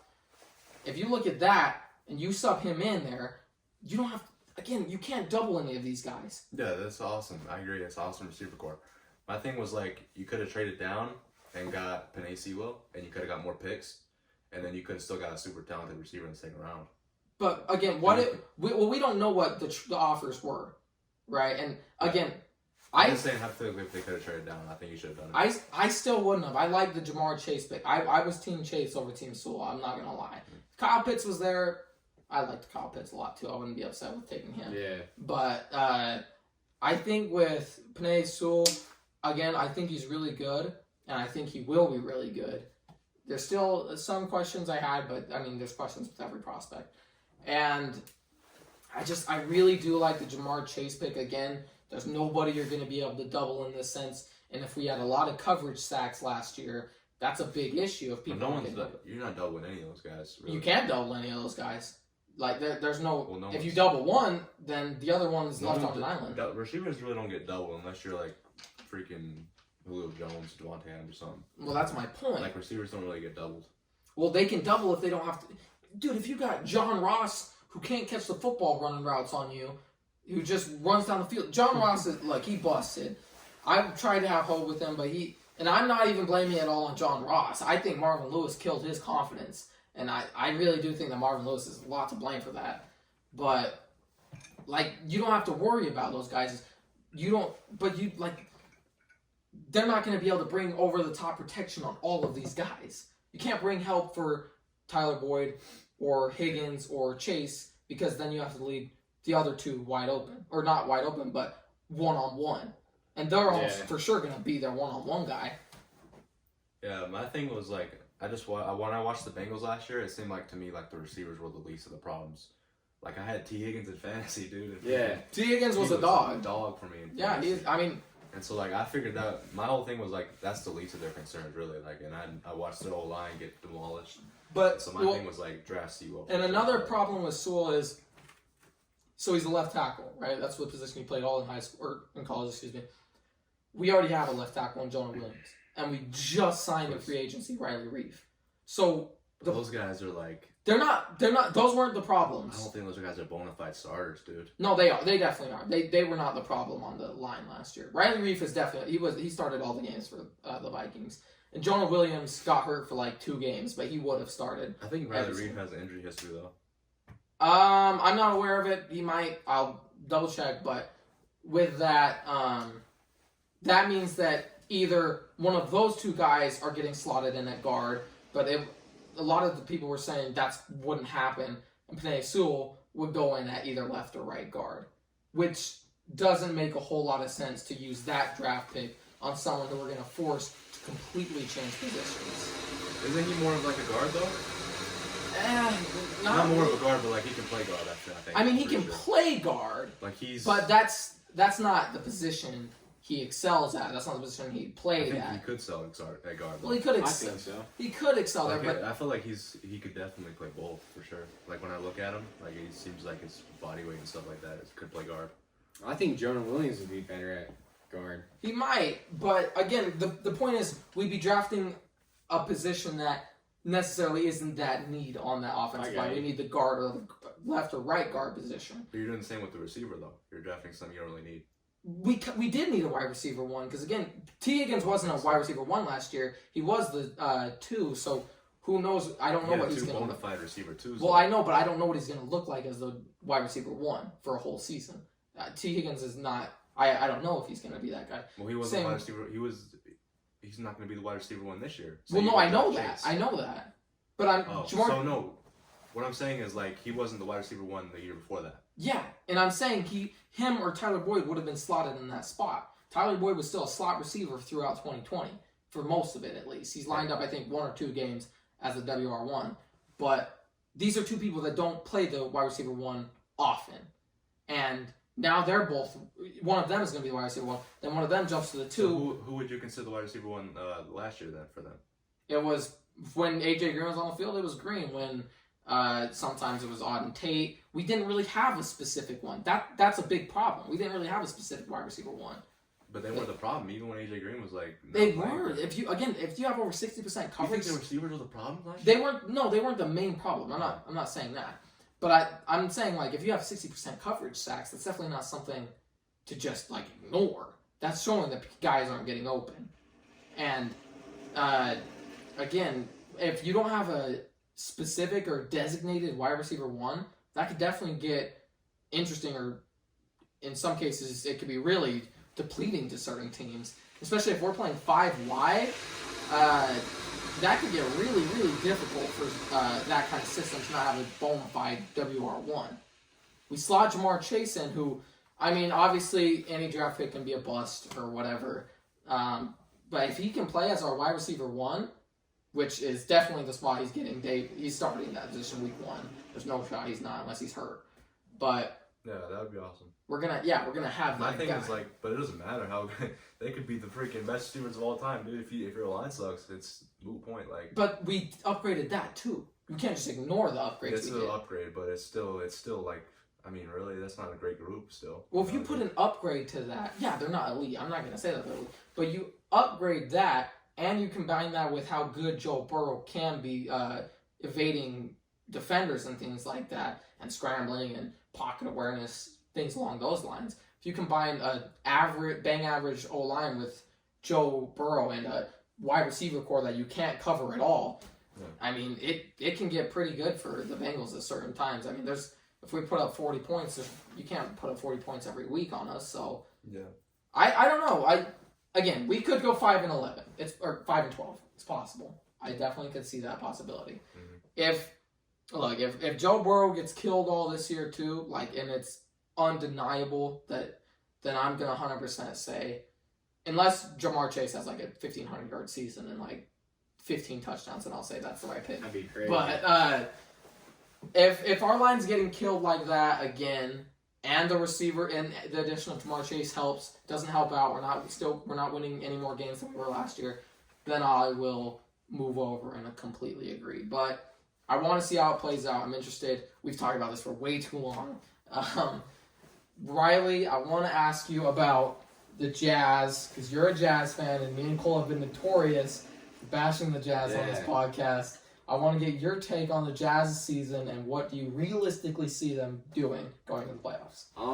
Well, I think the Jazz are a big surprise. I mean, I'm definitely surprised by how well they've done. I wasn't expecting like a 1 seed by far, Nowhere near that. I was maybe thinking like 3 seed max. Yeah. But I don't know, just the way the Lakers, like injuries, you know what I mean? Open that up. But I don't know, maybe even with the Lakers having everybody in, you might still be the number 1 seed. The Jazz shocked a lot of people. yeah, I mean, we're definitely looking really good right now with Clarkson just has been dominating everyone. I mean, no one has a second unit. No one has a guy off the bench to even stop him. Yeah. Like, it's not even fair, man. Yeah. I was at the game last night, man. You have some bums like Fred VanVleet can't guard anyone. It's just disrespectful to even try and put him on him. And then he ends up dunking on Kevin Birch or whatever his name is, and he's just like standing there like, bro, come on, Fred. All you had to do was stand in front of him. Yeah. I mean, but yeah, man. I think we match up well with pretty much anyone in the West. I mean, I don't know though. I mean, it all depends, man. Players get hot in the playoffs, but I don't know. So you think you guys can beat the Lakers? I think we can beat the Lakers, man. Really? Yeah, I think so. You can beat LeBron and AD healthy? Well, they're not going to be healthy. LeBron even said himself. I will man. say LeBron did Maybe it. not 100%, but I don't know. Hey. I mean, I guess we'll find out. Bojan Bogdanovic? What's he known for? Where did he make his money? Being a LeBron stopper. He wasn't stopping him on defense, but he was hitting him in the face with threes, man. Just like, come pull up. Oh, what? Hits that in his face every time. I know you saw it in Indiana. I know you saw it when we went to 6 games. Everybody saw it, man. And it was all because of Bogey. And now he's hot.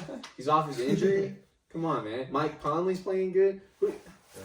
I'll say, I think Mike Conley playing good might be one of the biggest. Him and Jordan Clarkson, I think those might be the 2 biggest factors as to why you guys are succeeding so much. I think so, definitely. Mike Conley opens up everything on the offense even more now that he's hitting his shots. Because the first season he came in for the Jazz, a lot of people are like, oh, he's over. He's not. He was cold the whole year until he had his kid. So that was too late, man. It was too late to get feeling good. Jazz, I don't know. It's definitely cool they're doing. But I mean, we know LeBron does come playoff time. Yeah, we know. Revenge tour, dude. Hashtag revenge tour. So, what are you saying, revenge tour? Well, I'll say the Lakers need to figure out how to deal with the pick and roll game. That is what is killing the Lakers right now. They can't stop the high pick and roll. That's what they're really struggling with. Well, AD, we were like 1-3. AD's not playing great right now. His stats aren't great, but he wasn't playing great before he got hurt though. His stats were down from last year. Yeah. I don't know. I think we said the same thing about the same thing about them last year, the Lakers during the regular season. Are you a big Drum fan? He's not. I don't think he really matters that much, dude. You don't think so? Like, and he's still an upgrade over Marc Gasol, but I don't know. He's not like he's a superstar or something, dude. So I don't know. You're not on the Shannon Sharp train. I don't think beating the Drum train. He doesn't. He says he's not good either. I think. I don't know. Well, I saw him miss 3 dunks in a row the other day, man. He's not playing like a bona fide starter center, dude. So I don't know. Well, I think. I mean, the Bulls are gonna take that 10th or 8th spot and then go and win the finals. So. Oh yeah, man. Dude, the Bulls suck. I just want us to win, but we don't win any games. Dude, we signed Vooch, and even then, we've been so garbage. I can't. We win more games, though. I'll say that. We've won more games than we used to. So, just get a point guard, get a real point guard, or start Kobe White. Yeah, I mean, we can't have Satoransky. He's decent. How does he start over Kobe? I don't understand that. Satoransky can be an okay role player from the bench, but dude, find a real point guard. The only problem I have with the lottery draft for the NBA is just, dude, again, the Bulls were like one of the worst teams 4 years straight, and we got the 7th pick 3 years in a row. It's like the Knicks with Zion. Yeah. Obviously the worst team in the league, and they're like, here, bro. Have Obi Toppin instead, man. Yeah, the second pick or whatever. Yeah, the Knicks got the 3rd, didn't they? Or the 4th? Third, 3rd, yeah. Yeah, that's I don't know. It's gonna be interesting, dude.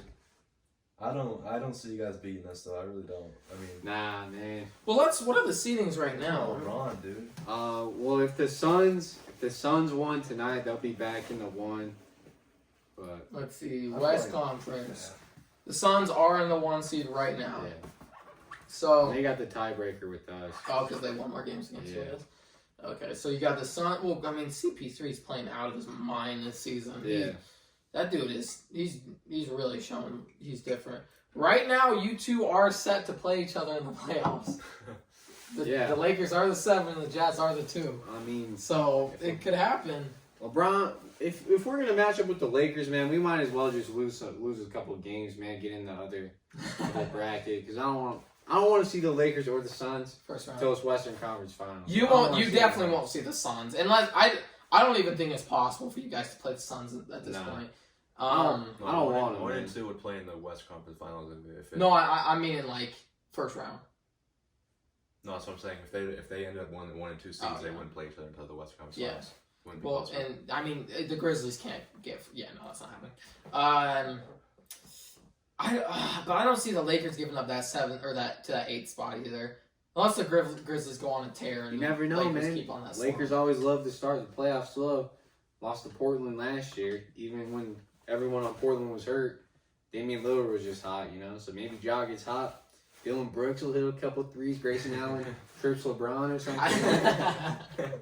Grayson, I still Grayson Allen. He's like the villain of college basketball. He's been getting buckets. He's been doing better with the He's Grizzlies. shooting 40% from 3, man. I still don't like him, but I mean, I guess good for him. The only reason why we'll say I don't like him though, just because of all the antics I've seen him do. It's like ever since Duke, he's always just come off as that like spoiled brat coach's son kind of guy. And it's like, ugh. But you Lakers and the Mavs all have the exact same record. You're all 36-28. So that 5th or 7th seed can go back and forth for sure. I don't think seeding's going to matter. I don't think so. It depends on for who. Like for the Mavericks, I think seeding definitely matters for them. Why would it matter? Because if the Mavericks play the Clippers or the Nuggets in round 4 or game 4, and they'll probably lose to them anyway. Never mind, I don't see the Mavericks making this round. The Trailblazers are scary though, because they're one of those dark horse teams that could every year. They could make. Damian Dude, doesn't have Damian- enough help, dude. Like he's never had enough help, really. Like it's pretty sick. Well, dude. they still have what's his name? That the center for them, Nurkic? Nurkic, Joseph Nurkic. He's off injury though, man. He ain't the same. Yeah, well he's been getting he was injured like the past 2 playoffs, hasn't he? Yeah. Yeah, so I mean like if they had Nurkic, a lot of those series could go differently. Yeah. But They still have Zach Collins, man. He's still hurt somehow from 3 years ago. Still the same injury. He's still hurt. But it sucks for Dame, dude. He's never really had crazy sport to get a. But that's the scary thing with him. You still can't ever roll him out. It's because Dame's so scary. Like he get dude. Yeah. Weaver State. Yourself, dude. He's him and I guess CJ and Colin didn't give him a whole lot of help last year, but I don't know. I'll say, Ryley, who in these top 8, the seedings that we're checking out right now, who are contenders and who are pretenders? All right, so contenders. I don't think the Clips are a contender. I got 3 contenders in the West. All right, Okay, I'll hear him. the Suns, the Jazz, and the Lakers. Those are your 3 contenders. Yeah, that's it. Everyone else is pretend, man. Okay. Well, let me ask: when people come out of the West, and they're most likely probably face Brooklyn, I think we could all agree on that. You think that they're going to beat Brooklyn? Or you think Brooklyn's just too stacked? Nah, I think Brooklyn's gonna lose in the finals, man. You think so? I think Brooklyn could even lose to the Knicks, man. Yeah. Really? I think, dude. I don't know about the Knicks. You think they could lose the Knicks? I think they could lose in the East. They could lose to Philly. I don't think so. I think Philly can beat them. But with Philly, you don't have enough. If they're all healthy, who's going to guard everybody? That's my question. I think that's a question for every Simmons and team. Embiid. Ben Simmons, everybody's saying he's the defensive player of the year. Ben Simmons and Embiid, but that leaves one guy still. So you work around it. You gotta switch. But you can't work around a 40-point Kyrie Irving, Kevin Durant, or James Harden. But who's going to That's the stop problem. Embiid? I will agree to that. They don't have someone to stop Embiid. But if Embiid's putting up 40, but you got James Harden and Kevin Durant, or Kyrie and James Harden, or Kyrie and Durant, Whoever decides. if they all go off, that's my whole thing with them that's so scary. Even Joe Harris can get hot if he... If they're all healthy, I'm taking the Nets. I will. take Philly in that series. You would take Philly over the... I'll put money on that. All right, yeah, I'll take Philly. $20? Well, they're not playing yet. If they meet each other, $20? We'll make the bet then. Okay. Because I might change my mind if someone gets hurt or something. But, like, yeah, I mean, I don't know. Obviously, you have... It's 3 versus 2 superstars. I don't know if Ben Simmons is a superstar, but he's still on defense. But He doesn't have a jump shot. That's his problem. But Philly, He would be a superstar if he could shoot the ball. Yeah, I don't know. I think they could beat him. I think they could. It'll be. I think it could go like 7 games though. I think it could go. I think it could go to teams like are 6 or great. 7 games, but I just don't see Like them. Brooklyn has no defense, dude. No defense. But dude, you don't need defense if you're putting up 140 You points. need defense. Not if you. It's okay, but Tell me a team that's won the finals without defense. here's the thing with Brooklyn. Here's the thing. They're not like horrible at defense. That's the difference. They're not elite or above average, but they're middle of the I pack. think they're below average defense. Even if they're slightly You below. have one good defender. Let me say that. Kevin Durant. Yeah. Even if they're slightly below average, so you give them like a 18 through 20 mark for defensive rating, which I actually think that's around what they're at. You give them that rating, they're still, if you score 140 points, that defensive rating will still get you that win. They're not scoring 140 points against the good teams. They were though. They were when Harden was on the floor. It was rough. I don't care about regular season though, dude. I really don't. Well, but you have to base it off of something. And again, if you look at the Sixers, what I'm saying. well, look at the teams in the playoffs that you're saying they're going to lose to. The Sixers I think they lose. haven't been great in the playoffs. They've actually the Sixers should have advanced to the finals probably twice at least, and they have. Ben Simmons definitely has shown that he's not. He has some playoff woos. And Joel Embiid, it's a matter of if he can stay healthy or not, because he's always good, but he gets hurt so much. Who? Joel Embiid. Oh, yeah. I just historically, there's never been a team to win a chip that's this bad defensively. I think there has been. I You don't think I ever? don't think you could find one. Like, I don't know. I don't think there's ever been a team this bad. I mean, their best defender is Kevin Durant. Yeah. Everyone else is like. Well, but James, again, you can't. Like, I know James Harden gets knocked for whatever. Like, James Harden doesn't play defense, whatever. But he had the most steals, I'm pretty sure, last year. I don't think that's something to just discount. He's not a good defender though. Like, He's not an on ball that's gonna catch you at half court and harass you the whole game, but he's definitely not the guy that's just like whatever. The 1995 Houston Rockets are the worst defensive team to win. Let's see. The midseason activation of Clyde Drexler from the Portland Trail Blazers was not enough to help turn things around from. Wait. The Rockets finished regular season with an average of 103.5 games or 103.5 points per game allowed. Okay. So they averaged 103.5 points allowed, which was the worst. But again, it's a different scoring era. you can go like. You can look at recently, like the teams that have won recently. Yeah, I just don't think Philly is even gonna have a chance, man.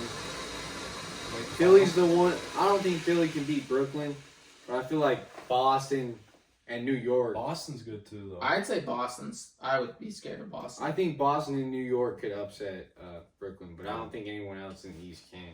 So they're giving up 113 points a game, which is 10 difference from the worst team ever. Yeah. But again, you look at even or wait, no, I was looking at Milwaukee. They're giving up 114.3. Milwaukee's giving up 113. But you look at Phillies at 108. That's not a big difference. 106 points. Nah. That's not a. I mean, they're way different in rankings, but in the last 3 games, they've allowed 109 or 100. Oh no, I was reading the wrong one. Philly's way better defense though. You know that. Yeah, for sure. But what I'm saying is like. There's never. I mean, that would be an anomaly. If all 3, no one's ever won this bad. those guys weren't good defensively. Maybe not that we can remember, but it's probably definitely happened. I would really. It's rare. It may be rare, but just because something's rare doesn't mean it doesn't happen. Yeah, I just don't feel like you can think of a team that's been bad on defense. It's one, man. Well, I mean, we got to go back past the winners. Maybe not in the 10s. You could argue the 2015 Warriors. They had Draymond and Durant. Yeah. No, the 2015 didn't have the Durant. Oh, sorry. No, sorry. Yeah, Draymond. They had Draymond. Clay's a good defender. Bogut. Clay is a good defender. Bogut's he's not a huge. Nah, but he could play defense or even. That's how. Yeah. I'm just trying to think, but Draymond. Again, none of us are gonna consider Draymond a top 25 defender of all time. Let's go here. Let's check. That doesn't mean he's not a great defender though. I think he's a top 25 defender. 2015 Warriors defensive. I mean, he did some damage to LeBron. Yeah. Pissed LeBron off. Got suspended. Wait, is it? No, I'm thinking of 2014, 2015. Yeah, that team was. I mean, they were obviously an offensive team, but they definitely weren't a joke on defense. Nah. Harrison Barnes, was he on that? 4KD, right? Let's see, team. Harrison Barnes is. Harrison Barnes. He's a scrapper, dude. Yeah, Harrison exactly. Points allowed. I remember when he was on score. the Lakers, dude. Where's He wasn't. points against? I don't know, dude. He's a scrapper, dude, but he's not a great player, dude. That's Matt Barnes. Matt Barnes, the guy who threw the ball at Kobe's face. Oh, man. yeah. They had both those dudes on that team, man. Yeah. Oh, here we go. But this doesn't say point. Oh, here we go. Wait. Okay, never mind. I'm finding nothing. Dude, I can't. That's the wrong. Okay, whatever. I don't know. But you also haven't had teams that are putting up 130 plus a game. You also haven't had offensive teams that are putting up 130 points plus a game. Because they have a way higher offensive efficiency rating than any of the past championship winners too. Mm-hmm. Which is, it's I know it's kind of like a battle of opposite ends, but I don't know. I could see them losing. I will say that I can see them losing. But if KD, Harden, and Kyrie are all healthy throughout the whole playoffs, I just don't see how you can beat that much firepower. I really don't. I mean, you should win. You built a team that good. They should win. If they don't win, that's one. I do agree. If they don't win, they should be ashamed. Griffin. That's what I'm saying, dude. They should be ashamed if they don't win. I'll agree to that. But yeah, a team that good. if they're all healthy, I find it hard not to believe that they'll win. I could see a situation where they lose, where they should be embarrassed about it. But I they're could definitely definitely a good see it team, possible. dude. I mean, the offense is dangerous. I don't know. Not that the offense is more than dangerous. That's nuclear. I don't know. It's gonna be another finals with freaking LeBron in the world. I would love to see a finals where LeBron's on the better team. That'd be There's awesome. been a lot of positions where LeBron's been on the better team. In the finals? Yeah. When? You look at the Mavericks, for example. That was a way better roster than the Mavs. You think? No, but the Mavs were a way big undercard. Huh? They didn't play like it in the series, though. They didn't play like it, but they still lost. I mean, neither did LeBron, but he didn't play like it. The Mavericks team, this is the same Maverick team that swept Kobe Bryant the next year. But Kobe, Yeah, but they don't have that the was respect huge from team. anyone, though. Yeah, Nobody. True. I mean, you had, I don't know, who was on there? You had Dirk, you had Jason Kidd, who was... An old Jason Kidd. Yeah. He retired 2 years later. Jason Terry. They played Jason Terry. Scary yeah. Terry. JJ Barea. Yeah. I guess you could say he was on the better team that series. But other than that, I mean... Yeah, I mean, you could argue some of the Spurs series before they got Kawhi. Which one? Was it 2012 or 2012? Kawhi was still young, like 23 years old, man. The one before Kawhi With got Duncan and everything? Huh? With Yeah. Duncan and Matt everything? Bonner. You Matt could- Bonner Tony was on Parker? that. Yeah, but you also look at the other. You look at the ladder. You got Mario Chalmers, Dwayne Wade, Chris Bosh, LeBron James versus Tony Parker, Tim Duncan, Manu Ginobili. I'd I guess honestly, that was even, yeah. I'll Just give as you. Recently, it's gotten out of hand. I guess what's skewing me. Like recently, it's just gotten. I don't know. I don't know if it's out of hand. You got Really? 2 top 3 players in the league on the same team, man. We have LeBron and another Well, guy. I mean, look at last year's I champion. mean, what are we joking? Last year's I mean, champion. come on. team. Last yeah, year's championship wasn't even kind of comparable with rosters. Nah. Not even kind Oh. of. Oh, The Heat versus the Lakers, that wasn't even kind of Well, comparable. that was. They weren't supposed to. He wasn't supposed to be there though. Well, that's what I'm, I mean, the 76ers lost to him. Like, that's why I'm not high on The 76ers. matchup was the Clippers. That's who was supposed to be the Lakers. Well, the Clippers, I mean, a lot of people have speculation over why they blew up or whatever. That Clippers doesn't- are overhyped, man. Paul George, he's not the same guy.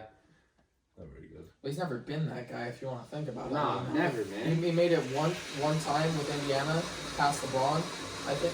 Not even, I don't even know about one time. Nah. You have one time where he looked like he was going to contend. Then he obviously had the horrific 2014 USA basketball injury. But and I'd even argue that the year before Golden State got Durant, I'd argue that the Cleveland had an equivalent roster, if not better. When? The year before Golden State got Durant, When they came back. when they came back 3-1 and won. Oh no, they didn't. You don't think they had a competent roster to go against the Warriors? All he had was LeBron. Or sorry, all he had was Kyrie. Kyrie and Kevin Kevin Love. Love. Kevin Love. Kevin Love was a show. All He did was- played so good those no, finals. he didn't. What? Kevin Love was one of the All he reasons did why was they won that rebound. finals.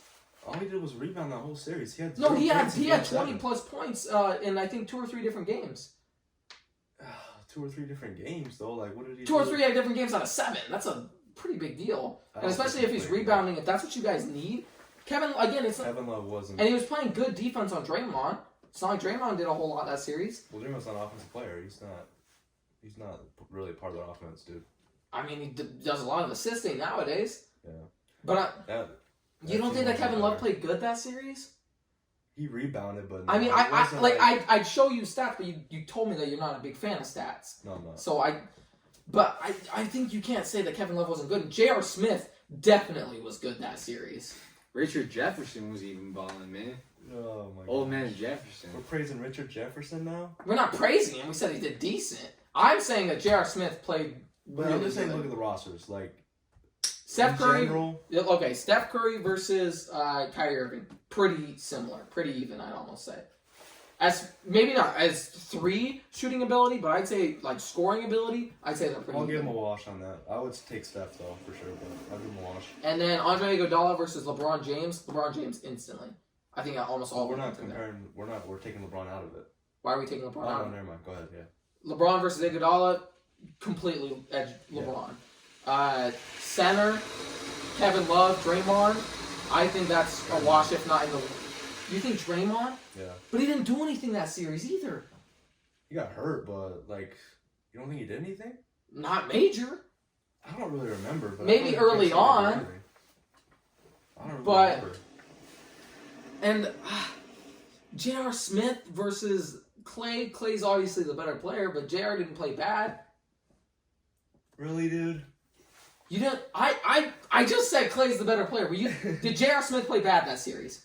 He played I good, don't but Clay feel like I Thompson. remember. I mean, Clay like, Thompson's J.R. way Smith. better. I'll agree. Well, I'm not saying I didn't say Clay Thompson's This is the not same better. guy that doesn't know what the score of the game is.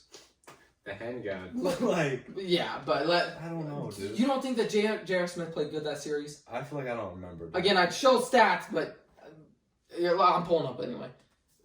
2015 or 2014, I think. 2015. I think Clay definitely Warriors. outplayed him, man. Oh, well, I'd agree to that. Well, yeah. Versus. What I'm saying is, in general, I'm not talking about how they really played. I'm talking about just like the roster in general. Like when you look at the series, like who would you rather have? Basically, is what I was kind of saying. Well, and but that we just picked 3 were washes. Power forward who played power forward for each team. was it something Lou or what is his name for the Warriors? Or hold on. It was They had a Barnes. better back bench. then. They had a way better bench too. Golden State. Would have did. been Harrison Okay. Barnes. Let's see. Golden State had a way better bench. Was this the one that? Yeah. Yeah, this is the one. Okay. Okay, so let's look at him.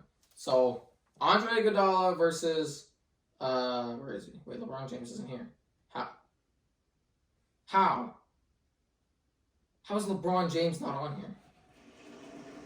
Hold on. 3. When did the Cavs come back 3-1? Oh, 2016. Oh, okay, so it wasn't 2015 season. Yeah, it's 2015 to 2016. Cavs versus Warriors finals. Okay. Let's look at stats. Okay, so we have game 1, Warriors win. Game 2, Warriors win. Game 3, Warriors win. Game 4. Wait, what? Oh no. Cavaliers won game 3. Golden State won game 4. Cavaliers won 5, 6, and 7. So, looking at the games that we're just looking at rosters, I forgot. Okay, so LeBron James, Kyrie Irving, J.R. Smith, Tristan Thompson, Kevin Love. Off the bench, you have Richard Jefferson, Iman Shumpert, Matthew Dellavedova, Mo Williams, and then the rest are, DeShante Jones, Timothy Mozgov, Jordan McRae, Channing Frye, James Jones. Then for the Warriors, you have Curry, Thompson, Green, Harrison Barnes, Andre Iguodala, Sean Livingston, Leandro Barbosa, Andrew Bogut, Festus Ezeli, or how do you say his name? Yeah. Yeah, is that? Yeah. Maurice Spates, Ian Clark, Anderson Varejao, James Michael McAdoo, and Brandon Rush. Mm-hmm. You don't think that those rosters are comparable? I think Warriors have better. They have a better roster. It's for close, sure. but the Warriors. same team that won 73 games. Yeah, they won 73 games, but you just said regular season doesn't matter. It matters, but I don't look at it as far as like how I'm going to predict how the playoffs are going to go out. Well, exactly. Then the regular season shouldn't matter in this instance if they won 73 games. They were a great team, though. I didn't say they weren't a great team. I'm saying that just... it's not like LeBron James has, he had help in this series still. It's not like he's not having help. Again, look back at the shot that Kyrie hit in Game 7. Over Steph Curry. That was a magical shot. And let's see. Yeah, he definitely had... he needed help to beat those guys, but... I don't know. I would like to see how they played when LeBron wasn't on the court, though, against them. Well, I can't. That would be a really in-depth thing. But, off the bench, I actually remember Iman Shumpert doing pretty decent off the bench. I couldn't remember that stuff, to be honest. Well, let's just look at how many points a game he had. Points a game. Is this points a game or point? Oh, yeah, points a game. So LeBron James had 29.7, Kyrie Irving 27.1, J.R. Smith 10.6, Tristan Thompson 10.3, Kevin Love 8.5, and That's then on average? Yeah.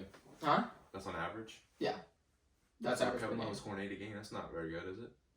He's scoring 8 a game, but he's getting 6 rebounds, 2 assists, a steal, and a block. That's not... You compare that to their number 5. I guess he picked up LeBron, so it's a little different. But 9 points, 6 rebounds, 4 assists, 1 steal, 1 block, too. It's almost the exact same numbers. Who was that? That's Andre Iguodala. Oh. Yeah. That one was closer for sure compared to the ones that are happening now. Because, this team was... They had a Durant to that team, but... I'll give you, the 2016-2017 finals were definitely, LeBron did. But, I just named 3 series off the bat of elite. Discounting this one, you got last year, the one early Spurs series, and then the Mavericks series. All 3 of those, better, if not the exact same rosters. Yeah. So, it's like... I'm just saying in general. That's he's had some uphill battles. I'll agree to that. Yeah. But, if they go in and face the Brooklyn Nets with all those stars, I'll agree. The Brooklyn Nets should win. But if they go against, say, the 76ers, I'd say that's a pretty even roster. Yeah, I agree. Let's see. Ryley, is there any other thing you want to add to this topic or just say about the NBA in general? Any bold predictions out of you?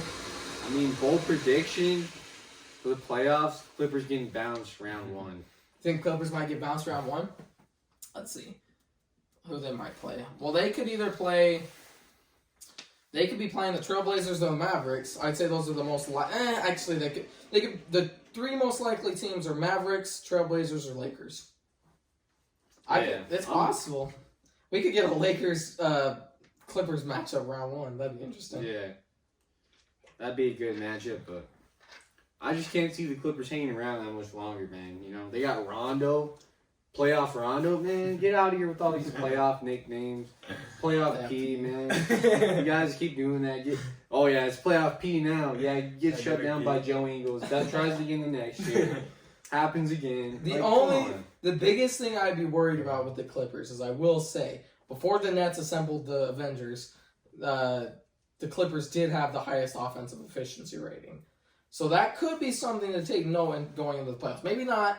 That might just be over speculation, but I think, I don't know. I think my biggest, like, the 2 teams I see not living up to expectations the most are going to be the Mavericks and the Nuggets. I think those 2 teams. I mean, I guess the Nuggets have a little bit more of an excuse because Jamal Murray's down, huh? But that actually makes me think way different about the Nuggets. I don't even think they're kind of contenders now. They're just getting carried by Joker, man. Well, yeah, they're getting carried by Joker, and without Jamal Murray, that's gonna Joker be would rough. have to be Jesus Christ to them to get out of the first round, pretty much. They would have to do a lot. I don't even know who's their starting point guard now. I don't know. That other dude named Spider-Man, whoever that guy is. Well, yeah, I don't. Yeah, Joker's gonna have to be freaking. I mean, he's freaking gonna be an MVP, but I don't think he can. That's gonna be tough to freaking carry that team that far. Yeah, it ain't happening. That's. I don't even know if they'll get out of the first round. I don't think so, dude. They might not. They actually might get bounced first round. Yikes. Let's see. Eastern Conference. I actually will say I'm happy with the Knicks doing good. It's Yeah, kind of man. cool to see. It's good to see. Been too long. There's only 4 real contenders in the East. Nets, 76ers. You can maybe say the Bucks, maybe the Celtics. I don't think the Bucks maybe. are, dude. I don't think the Bucks are, but you can maybe see the I think the Celtics. You Celtics can are. maybe say the Bucks, and you can maybe Celtics say the are. Knicks. I would say those are the only 3 teams that could. Those are like alternates. They'll be the alternates, but obviously the 1 and 2 are going to be the Sixers and Nets. Yeah. The Bulls, I don't want to talk about them. Like, I don't know what to say at this point. We need a true point guard. Trade Lauri Markkanen. I like him. I don't want anything bad for him, but we can't use him correctly, so might as well let him go ball out somewhere else. Yeah. Dude, just trade for Durant. You'll have a super team. Trade for Durant? Yeah, you'll have a super team on your hands. What are you gonna? Well, if we have Levine, Durant, and Vooch. No, I'm saying he'll get players on your team that are superstars. Dude, That's all you gotta do is get Durant, dude. You got a super team. Dude, I want one superstar. Like, I know we got Vooch and Zach, but like, I want like a bona fide, undoubted superstar. Like, everyone regards him as a super. Because and make it be a point guard. Go get who's a point guard that's in free agency next year? I have no idea, but no, Lonzo. I'd honestly take Lonzo. Get Lonzo. Dude, man. I'd take Lonzo. I actually wanted him at the trade deadline. Yeah. I wanted us to get him, but I don't know what happened with that. He's not going back to New Orleans, man. He's definitely not. How I felt like, I still believe that getting rid of Jimmy Butler was a stupid decision. I'll believe that forever. But, dude, we haven't been even half decent since then. Yeah. We haven't had a season where I don't even know if we've had 30 wins since since Jimmy Butler was there. 20. Yeah, I'm like 26 and 38 Damn. on a 3-game losing streak. That's tough. Yeah, we're 12th in the East. Dude. Yeah, no, I can't. It's really hard.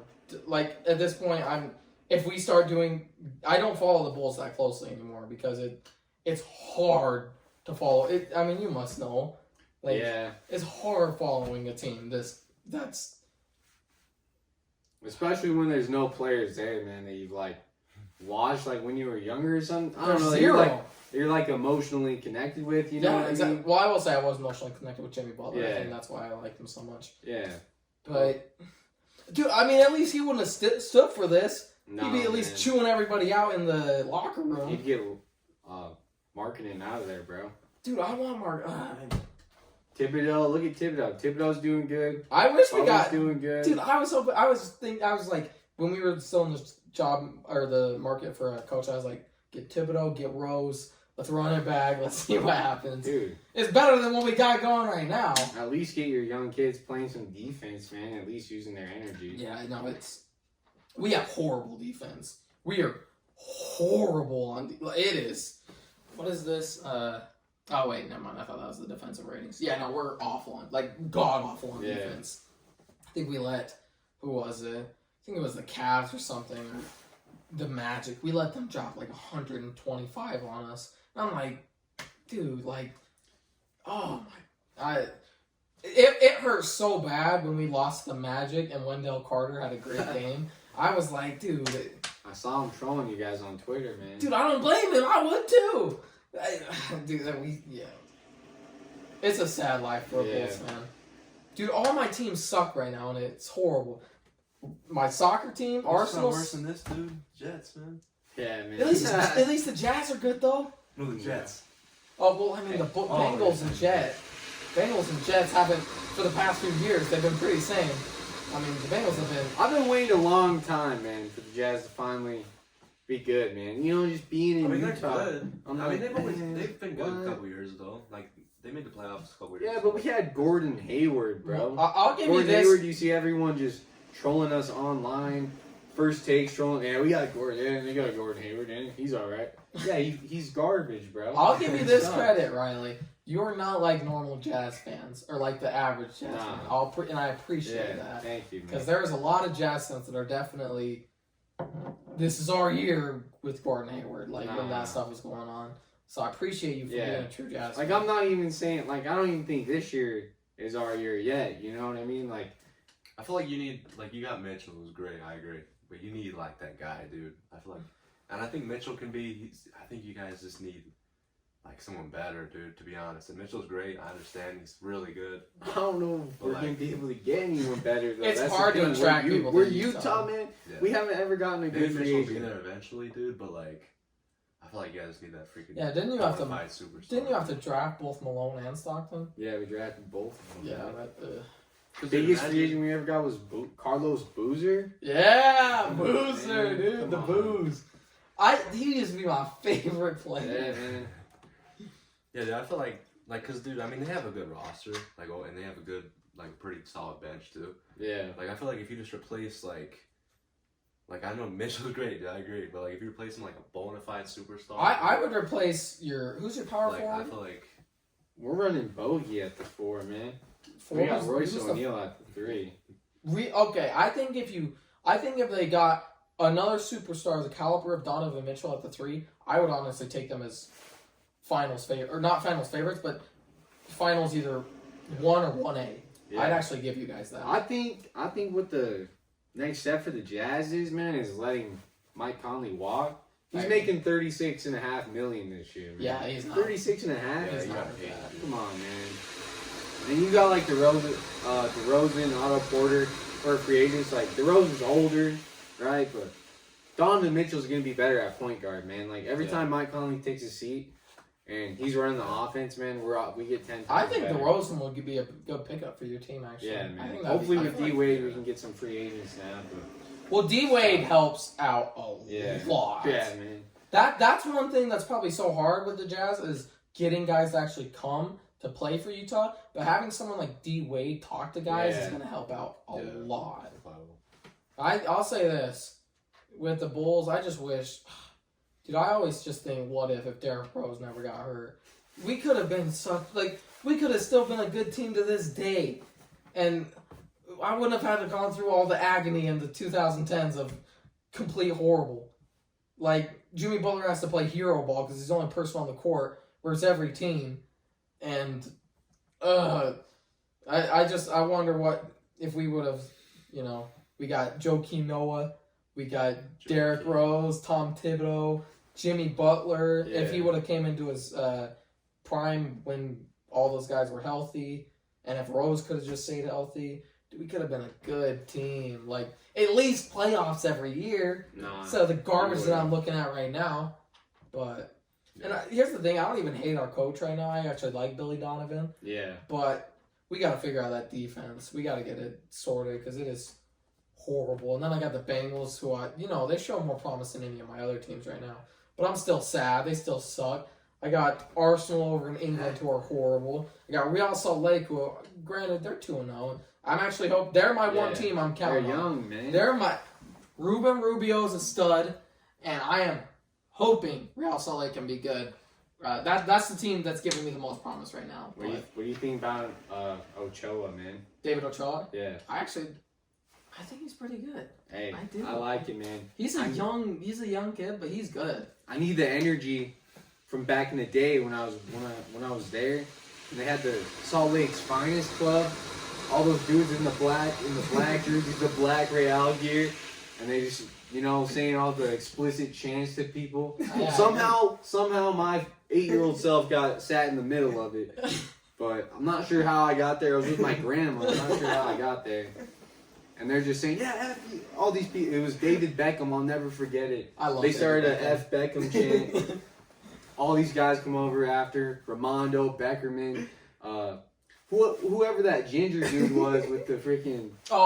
Nate Borchers. Yeah, Nate Borchers. Yeah, the crazy And he came over beard. and he's like, hey, thank you guys, man. We really love that when you guys said and that's F Beckerman. The problem is, one thing that sucks right now is because we had a guy I think we were planning on building our future around in Jefferson Savarino, and then he couldn't... His mom got COVID. Yeah, well, his mom got COVID, and he had to go back to, I think it was... Venezuela, yeah. He went back to Venezuela, and then they wouldn't get him back on his green card. Yeah, they wouldn't let him back in the country, so we had to sell him. And it's like what? That's a scam. It's really stupid. And our owner is racist. Dude, the owner's a racist loser, and he's sold, so now we don't even have an owner at this point. Nah. But we need please get a good owner, and I don't know. I will say, I think we have a lot of talent on our team, though. Yeah. I'll say that. I'm excited to see the rest of the season. I'm actually going to be working for Real Salt Lake, so congrats, bro.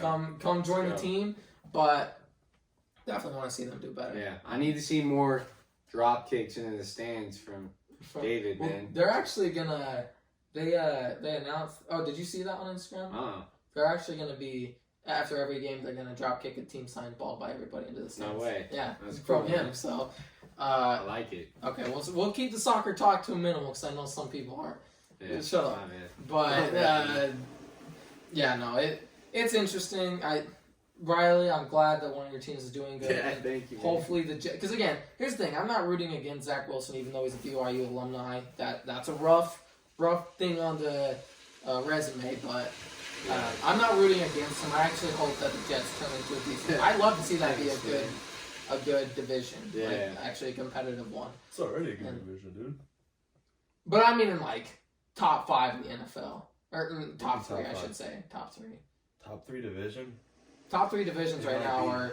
No. It's the AFC North, the NFC. I mean, the Bills are good, but Patriots are question mark. Yeah. Miami's a question mark. I mean, the Patriots won, 9 They got games last year? Cam Newton. They still got they didn't win. They won didn't 7 win. games. Yeah. And they freaking got everybody in free agency. 7. And they had a good draft. They got Cam Newton. Can't even throw the ball 30 yards, Mac bro. Jones, dude, for... Mac Jones ain't gonna do shit, man. He isn't proven. Dude, they don't need a great quarterback for them. They're gonna run the ball though, dude. All I'll say is this. And they got some receivers. That But I would still say that they're a Facts. question mark because they don't even have a wide receiver 1 though. I wouldn't consider Nelson Aguilar WR1. Nelson Pretty Aguilar. solid starters though. No, they got some good starters, but I wouldn't. They have people who can get open. Not a WR. They got Jonnu Smith and Hunter Henry. That's all I can think. Their tight ends are really good, but other than that, Nelson Aguilar is not a wide receiver one. So that's that. They're running the ball like they're running first team. You don't need great receivers. I can understand that, but even then, their defense and running. I still don't think that they're. I don't know. I have no idea. I could see them having a really low ceiling or a really low floor and a really high ceiling. It's just really low floor. Yeah, this could be an experiment gone wrong. I could see them not doing. They were 7-9 last year when half the team had COVID and freaking they had nobody that could catch the ball. Cam Newton sucked. Their defense was average, which is. But I'm pretty sure they have one of the weakest schedules too. AFC East had a weak schedule last year, man. Really? He played the Jets twice. He played the Jets twice, man. Every team kind of has a trash team in the division, though. Yeah, but they also had Miami, man. Miami was good last year. They almost made the playoffs. They got the same made the schedule. playoffs. Oh, Miami has a good defense. Yeah. Their offense is mid-game. They're like, you know what, Tua? Sorry, bro. Let's get this Patrick some reps, man. Tua. I think this is Tua's prove it year. I think it is because if he doesn't do good this year, I think a lot of people are going to start calling bust on him. But regardless, I don't know. I would like to see the Jets be a competitive team. I think that'd be cool. And again, it's like even if it's competitive in the way the Bengals were last year, where they're in every game, like they're not getting blown off the field. That'd be nice for a change. Yeah. I can see it. I don't know, it was a disaster, dude. It was funny when he called the Gage 8, though, dude. That was so funny. The what? When Greg Williams called him Gage 8 for the gave touchdown for the win. Oh. He got fired. Well, dude, it's funny, dude, because it is a bad call. It is. But me, like, I play Madden, dude, and so we actually run that defense in that situation.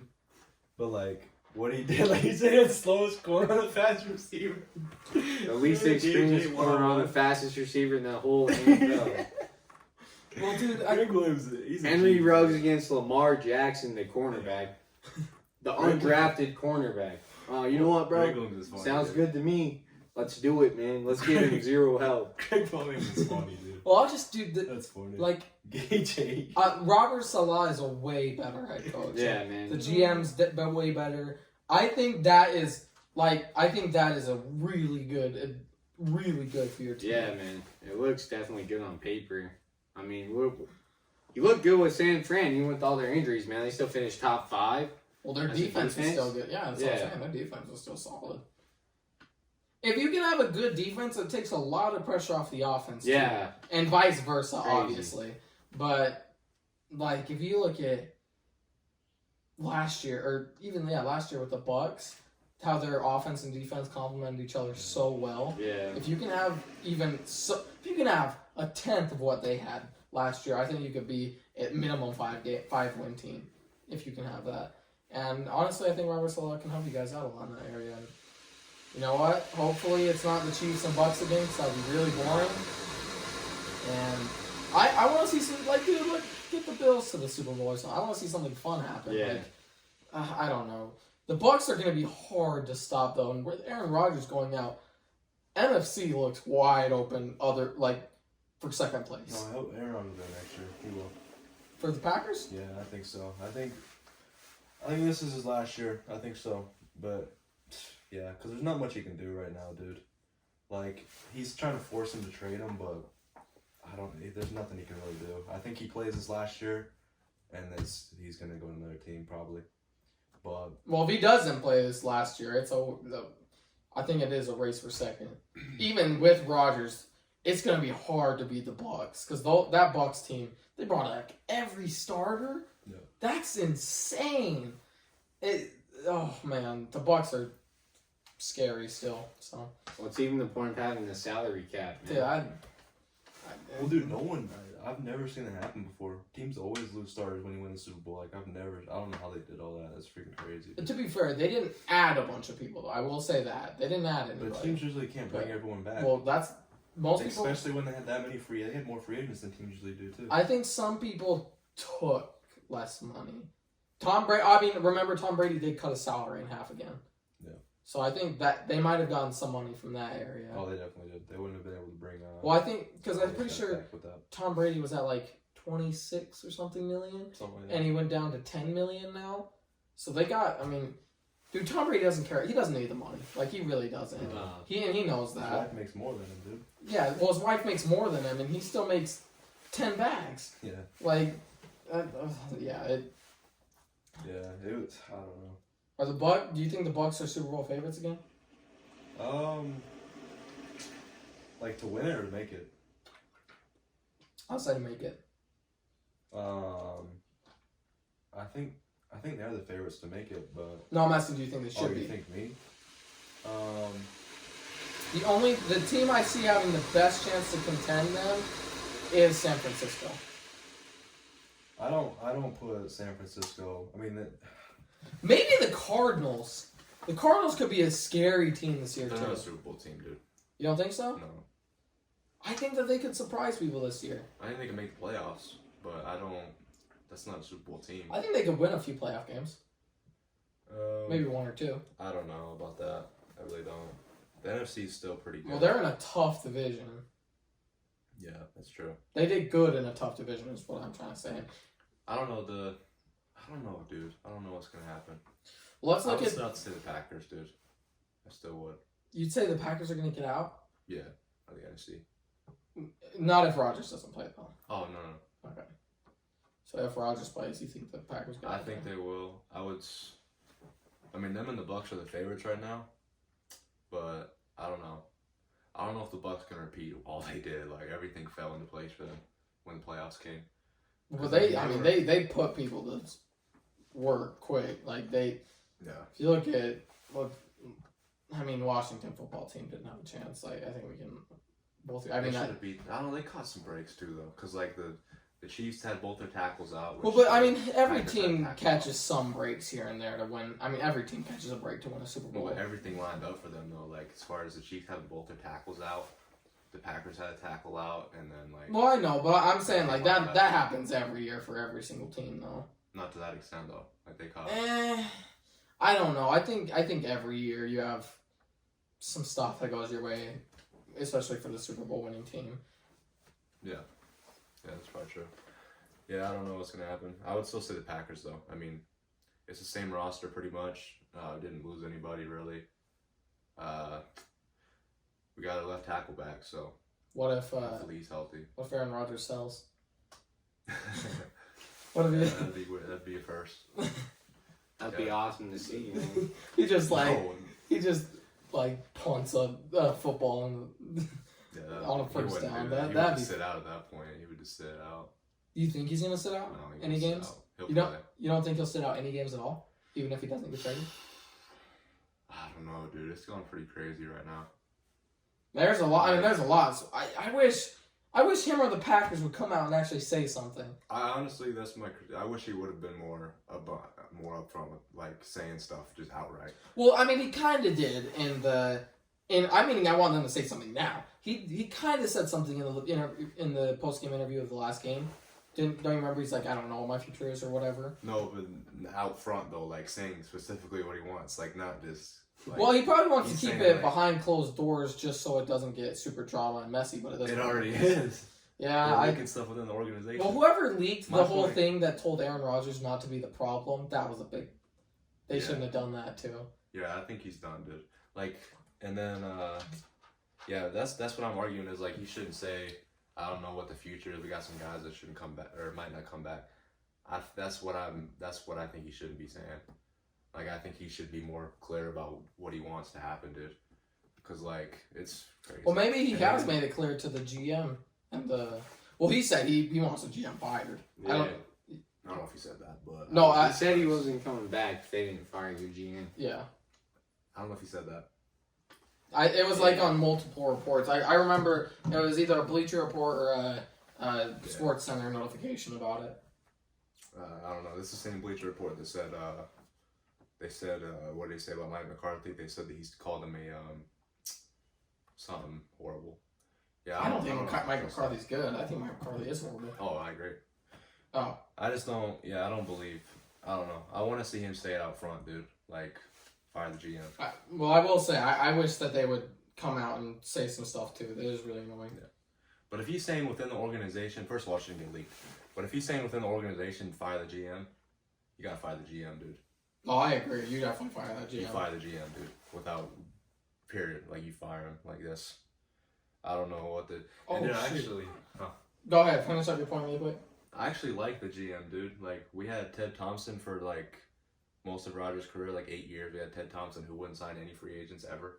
And so we brought this new guy in. I think it was, like, 3 years ago we brought him in. And I actually liked him at first because he brought in...